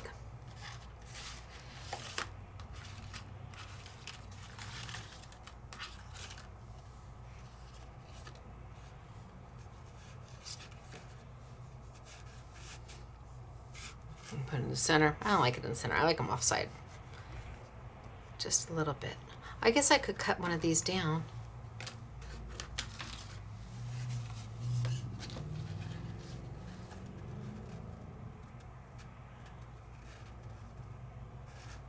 I could cut it down to make it what I want.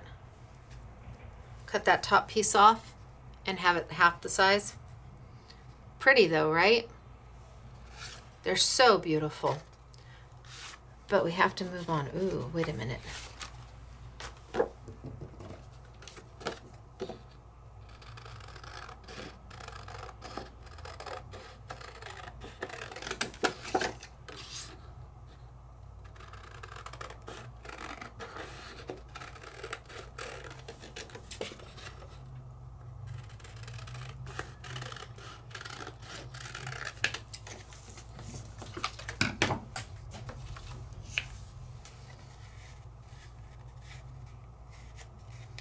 Yeah, see, I would cut that top one off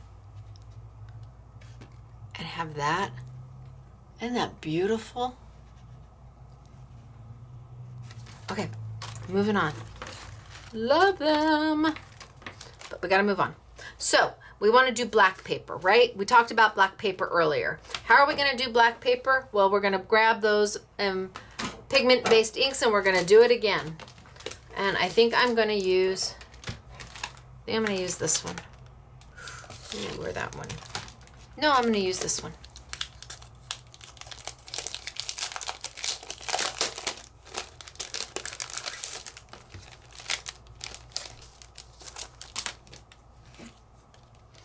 Black paper.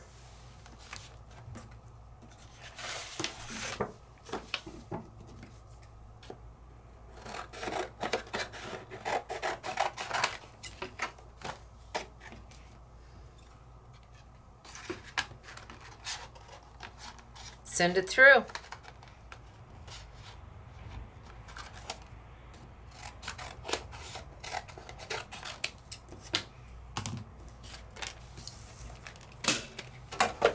Bring over my machine.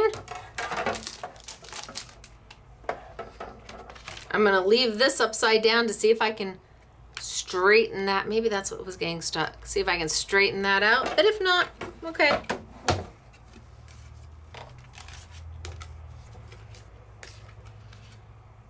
One cut plate, send it on through. There we go.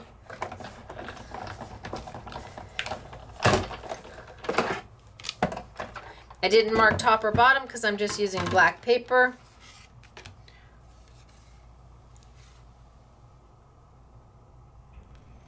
Can you see the depth of that embossing?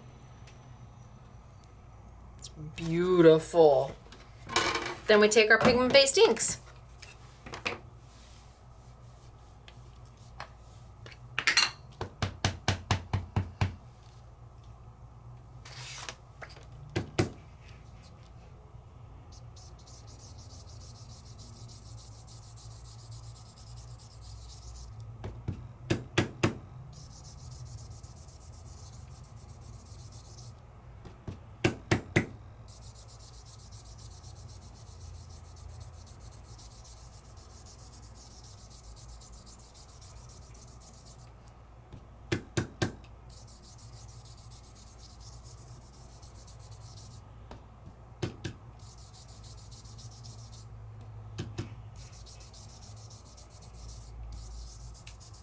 And what do we think?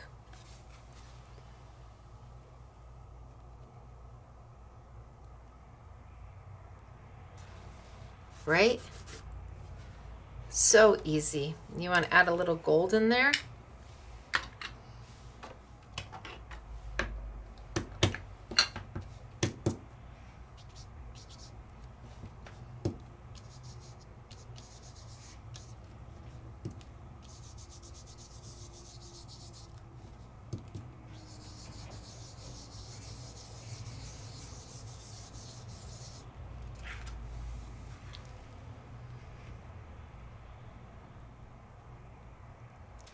so easy. Okay, can you put the ink on the embossing folder? Sure.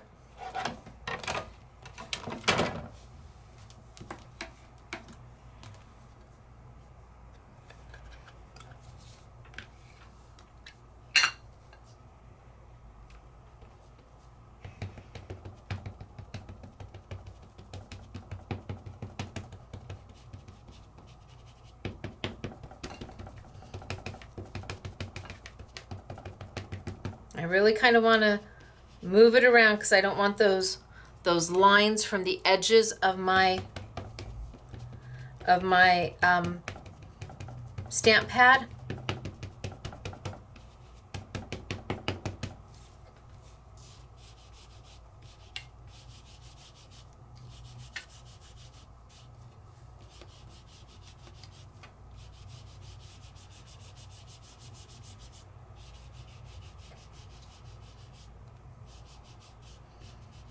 Move it around a little bit.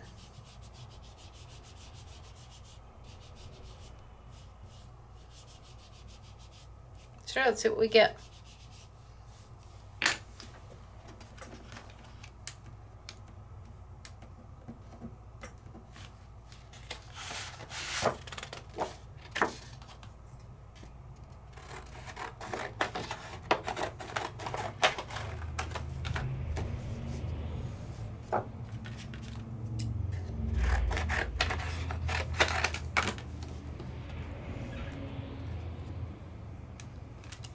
And send it on through.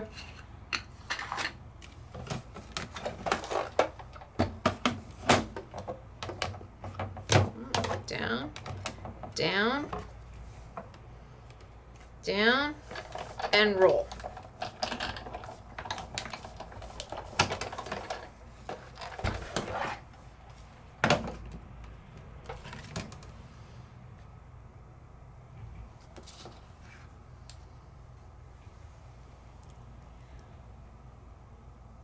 Look at that. Okay, that's a different look than that.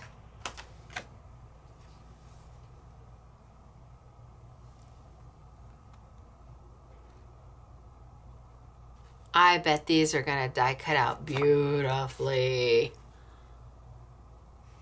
Look at that.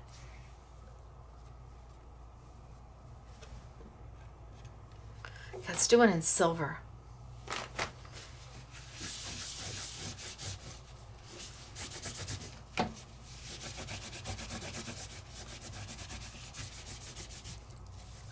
Let's grab my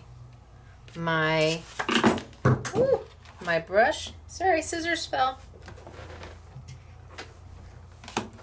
And let's add my silver. And I think I will just wipe it.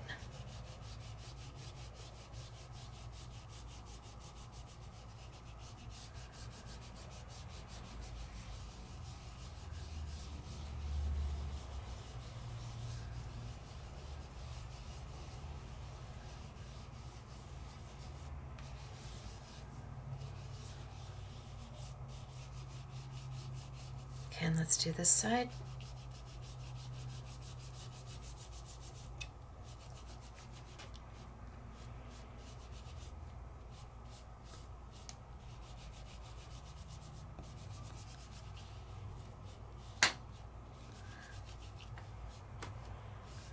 All right, let's see what we get.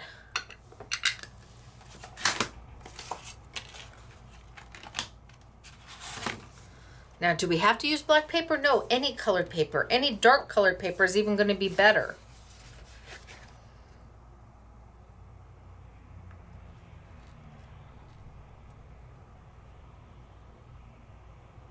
This one's a little short in size. That's okay. We're just going to go for it. And send it on through.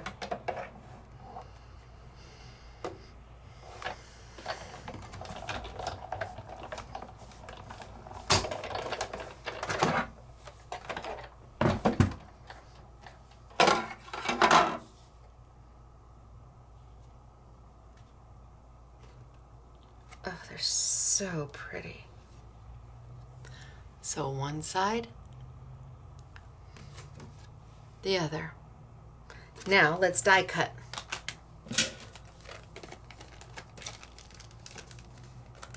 So think about dark navies and dark greens and burgundies and rich, think jewel colors would be beautiful with the golds.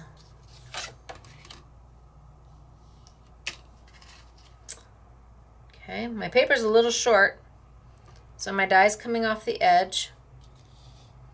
So my design didn't get completely done, but I'm gonna be just fine with it. Top plate. Top plate. No precision base plate, no having to rotate or send back and forth. One roll, one cut, square up my plates.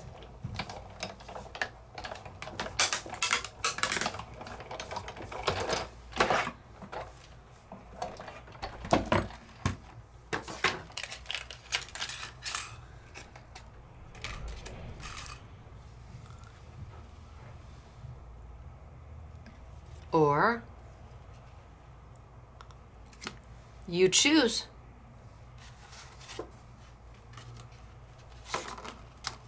Let's cut this one out.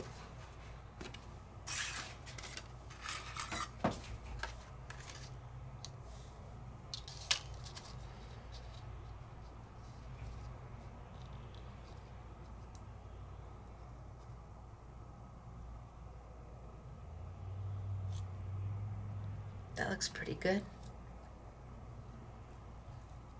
All right.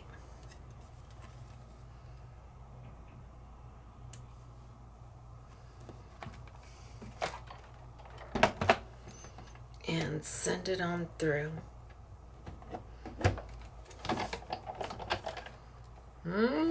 Okay, go. Go Sizzix, you're a rock star. Go Sizzix, it's your birthday. Go Big Shot.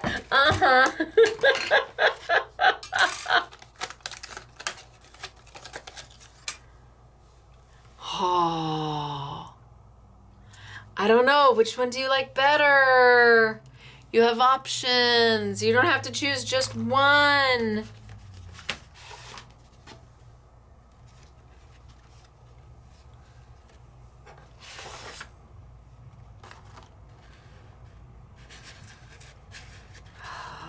No.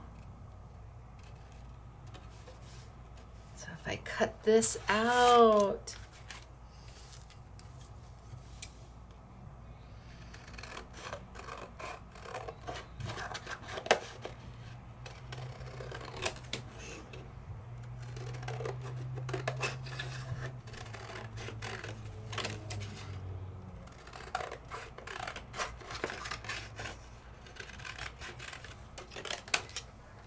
and then I'd almost want to cut it in half. So I almost want to cut it maybe there.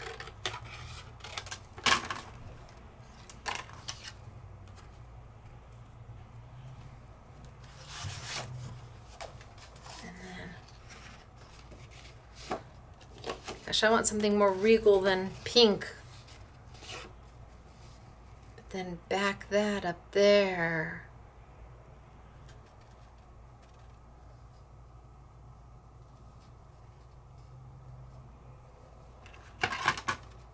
What I need is a sheet of opulent, Sizzix opulent, like a beautiful gold shimmer. Do I have a sheet of beautiful gold shimmer?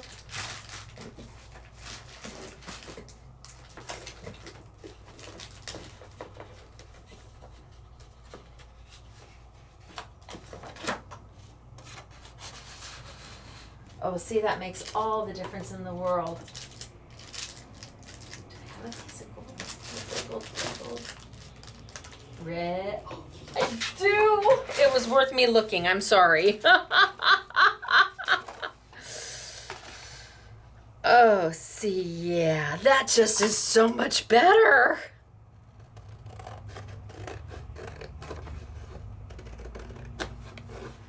course, my cut's awful, but that's okay. We'll just cut it all the way. Just go. Make a nice clean cut.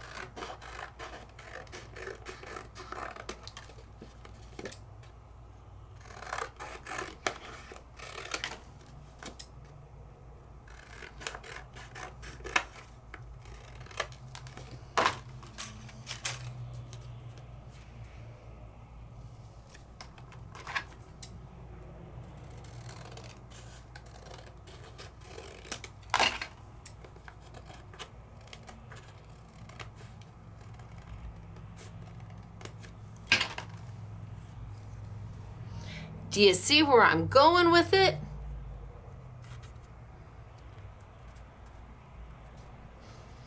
So pretty. Oh, they make my heart happy.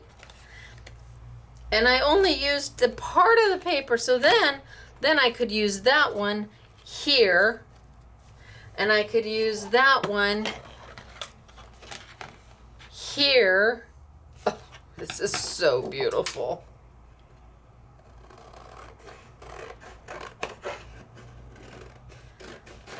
You all have to have opulent paper.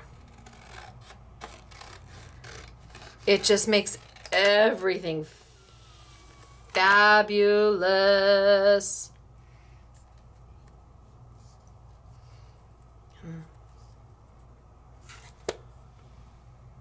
It just does. Love these. And I just used half of this. I cut it out and did half. This one I haven't die cut at all.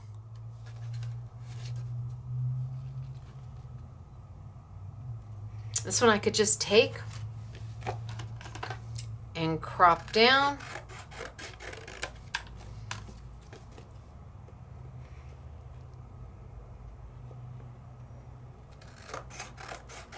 And crop down.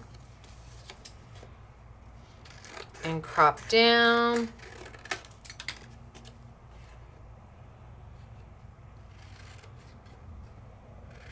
And crop down until I have it the size I want it to be.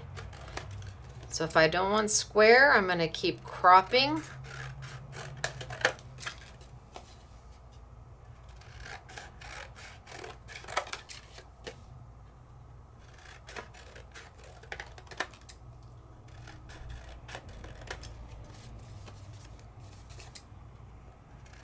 Until I'm a little more rectangular.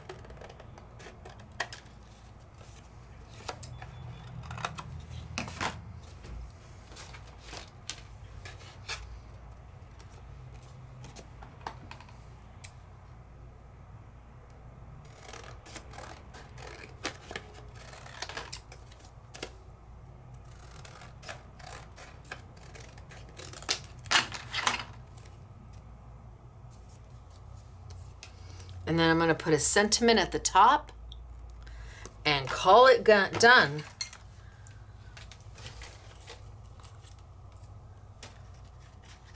And these are beautiful. I love them. Okay. So we've been playing with Lisa Horton and her embossing folders that have coordinating dies. It's not a cut and emboss folder. It's an embossing folder with a die that comes with it, meaning you can keep it just as is. You can just use it as an embossing folder, or you can die cut it out. Choice is yours, just as an embossing folder.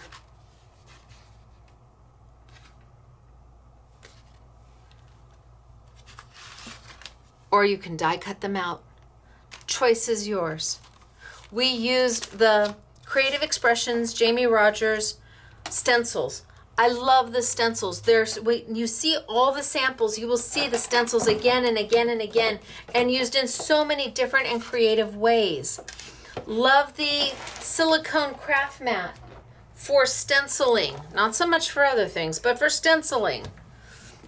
And I put 2 little dots on the back so I know where to put my brads next time.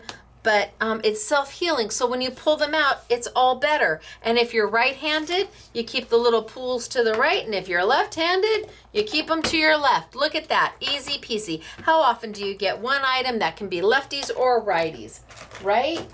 We played with the Hero Arts cubes. This is Q3 release. Right now it's an I Want It All. After the YouTube, whatever we have left, we'll open stock them, and you can buy them just one cube at a time. But this is the next 4 colors. I have one more set of 4 colors for this year, and it'll be sometime in October, November, December. Oop. Love, love, love. Now, I pretty much played with the Aladdin gold, silver, and copper, but you're gonna see with the girls that they used all the different metallic inks from Aladdin. And there is, I think there's 11 different colors. So we'll do an I Want It All on this, but we'll also do them open stock, because I have a feeling that many of you already have quite a few of these, and maybe you just need to replace one. There's a total of 11, so we'll do all 11 of them. But I use the gold, the silver, the copper. These are their metal effects, and it is a pigment-based ink. All right, so let me show you what's on sale. So I did the cubes, I showed you the cubes, showed you the inks, the stencils from Creative Expressions. By the shape you like, you get 2 stencils or the I Want It All for all 3 of them. The price is really good for 2 stencils. What did I say? They're $9.50, and then it's a $1.90 off for the sale. So, I mean, that's a really good value when you're getting 2 stencils and you're getting dots and dashes. We'll do the silicone mat again, because I wasn't expecting to use it again, but I'm doing stencils, and it was so easy to pop the holes. It was so easy to pop the holes in the stencils with my hole punch. And on the one that I needed to, I used my little crocodile and made smaller holes. Which one did I make the smaller holes on? This one. I made the smaller holes on this one. So easy to do, and using the silicone with the brads, and it's going to come with the brads, and it's on sale for $24.99. Retails for $38. Your price is $24.99. It's going to come packaged just like this and not in a box, because I can ship this. And yes, the brads are free. And then I have got Lisa Horton's Slimline. All of them have a matching die to go with it. There are, I think, 6 or 7 of the Slimline. They're all beautiful. I don't know how to choose. I couldn't choose, so I bought everything we could afford. And again, all with the matching die. I didn't even get to this one. This one's got the matching leaves. Oh my gosh. So we'll do the Slimline in an I Want It All.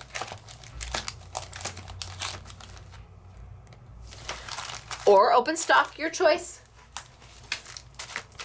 And then we'll do the 6x6. There's 4 6x6s. Again, I could not choose. Her florals are so good. They're like Nellie's. Nellie's florals are amazing. These 2 companies do florals better than anybody else I've ever seen.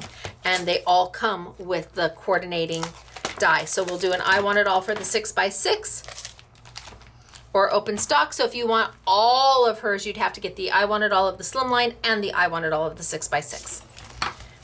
All right, what else? Is there anything else? We'll put Ozzy Andrews blending brushes on sale. I think that's it. That's good enough. Let's play with samples. All right, so let's start. Okay, so honorary SMS girl, let me wipe this down. Katie did this one. I told you she did it with red.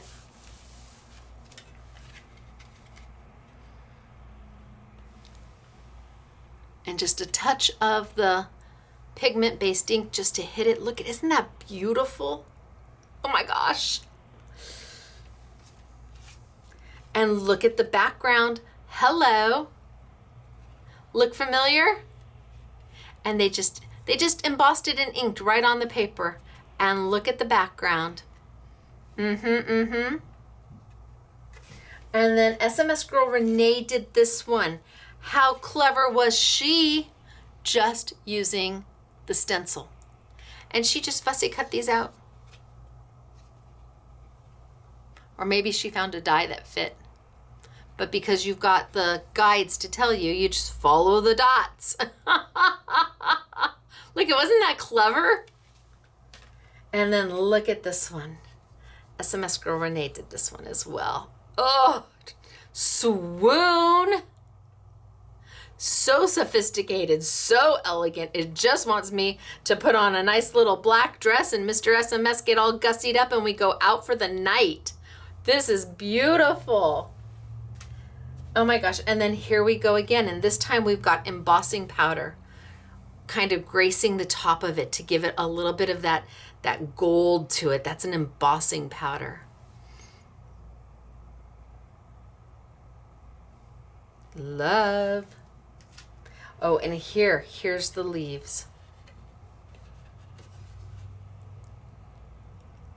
So this way or this way. You choose. Your slimline can go whichever way makes your heart happy. But that's using all the different colors of the pigment inks from Aladdin. Look at this.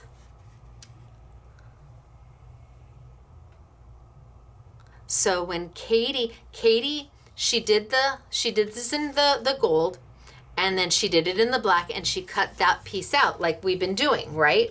Like I did with the tulips. And then the little black pieces, the leaves that she cut off from here, she just tucked behind here so she didn't waste anything because they line right up. It's the same embossing folder. She just cut the black out. She embossed it all in black, cut out what she wanted from the black to lay on top of an embossed piece of the gold, and then tucked the extra little leaves right back in. That's yay. Here we go. So Lisa Horton is international and Aladdin is international. So both of those products are a little more limited than I've got tons of the blending brushes. We bring in, when Ozzy Andrew sends them from Australia, he sends us a whole truckload. But the embossing folders with the dies are a little limited because we can only bring in what we can afford to bring in at the time. It takes time to get them here, to ship them here. It's not like I can call Ellison down the street and say, hey, ta-da, it's Taylor. Do you have a few more things and can we drive over to pick them up? Look at that. So when we're sold out of the Lisa Horton, it will be at least 45 to 60 days before we get them back.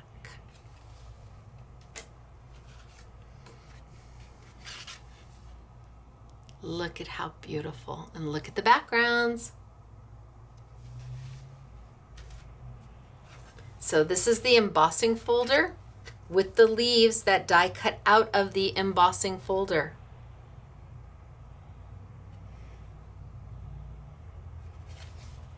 And here is a winner chicken dinner. So you've got the background that's stenciled. You've got your Lisa Horton die-in embossing folder.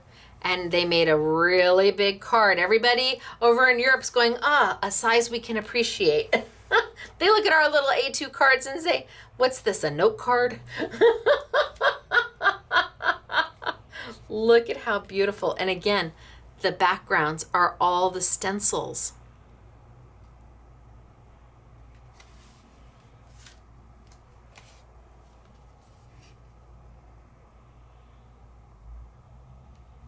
So pretty.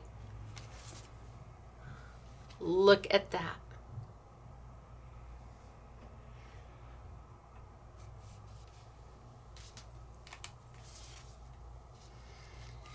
SMS Girl Patty thought she ruined this. Honorary SMS Girl Patty thought, oh, and she put the purple metallic over the paper. She said, I added the stickles and I ruined it. I'm like, oh my gosh, you didn't ruin it, Patty. It's beautiful with the stickles.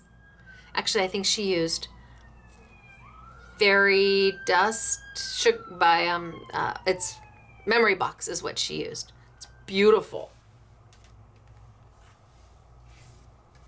Simple, easy, basic. Die cut stenciled, or die cut colored. Does this have the... Oh no, they got right up close and must have masked them off. Wonderful job, because those are not an additional piece of paper over the top. Really good job. And then last, let's see, last but not least over here. Look at hello off the side.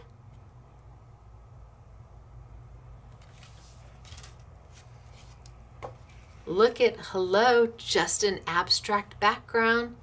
Isn't this beautiful? I think maybe Claire did this one. She's so good with watercolors.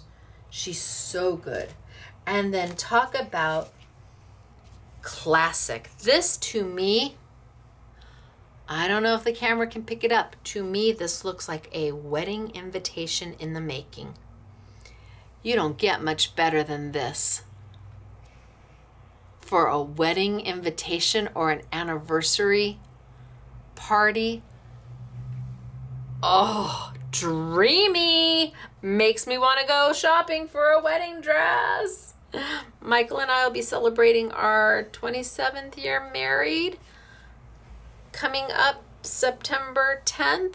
But you have to know, I've known him since I was 13, and when I was 14, I told him he was going to marry me. I might have been 13 when I told him. I'm not exactly sure if I was 14 yet. I told him he was going to marry me, and he was 17 years old, and he just patted me on my head and said, yeah, you're a sweet little girl, move along. And I said, no, wait. I know, I'm right. I have known Michael almost my entire life. It took him a little time to come to understand that I was right, that he was going to marry me, but he finally got on board with the plan. Oh my gosh. And we have been together ever since. It's like, I told you so. Okay, so it is me, Stacy, Scrapbooking Made Simple, scrapbookingmadesimple.com. I now have to, whoa, too close. I now have to clean up my mess, go down, start loading this YouTube, and then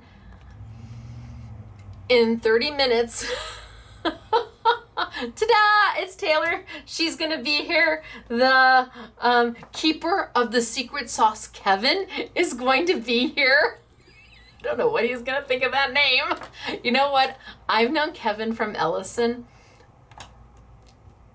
18 years now. Gosh, maybe 18 years. He's been with the company that long, and we've just kind of, I mean, he's watched us grow, and I've watched him be promoted and excel and take on new challenges.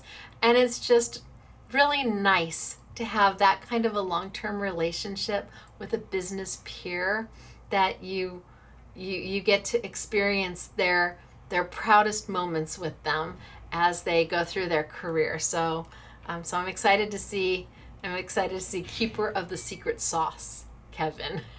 And then, of course, Jen Long, so I can't wait to see her too. It's been a while. So where are you going to find all of these great products? Well, you're going to find them at scrapbookingmadesimple.com. You may be able to get the Stencils and some of the Lisa Horton at a local independent craft store. The Hero Arts inks on the cubes, they're exclusive to us. I think that if you have the opportunity to shop at a local independent, we encourage you to do that. If you need to shop online, of course, we hope that we are your choice, but we support whatever decision you make and wherever you shop, as long as you stay crafty. So, all right, you guys, look under the YouTube Yummies category. It's me, Stacy, Scrapbooking Made Simple, scrapbookingmadesimple.com. And at some point this week on Facebook, I guess, or maybe on next YouTube, I will fill you in on whether they brought coffee and donuts, and it was like, woo! Or they brought spreadsheets, and it's like... have a feeling I might be getting my hand slapped a little, but that's okay. It's okay. We've been together a long time. Okay. All right, you guys, I will see you next week. Have a great one. Thanks for being here with me today. Bye, everybody.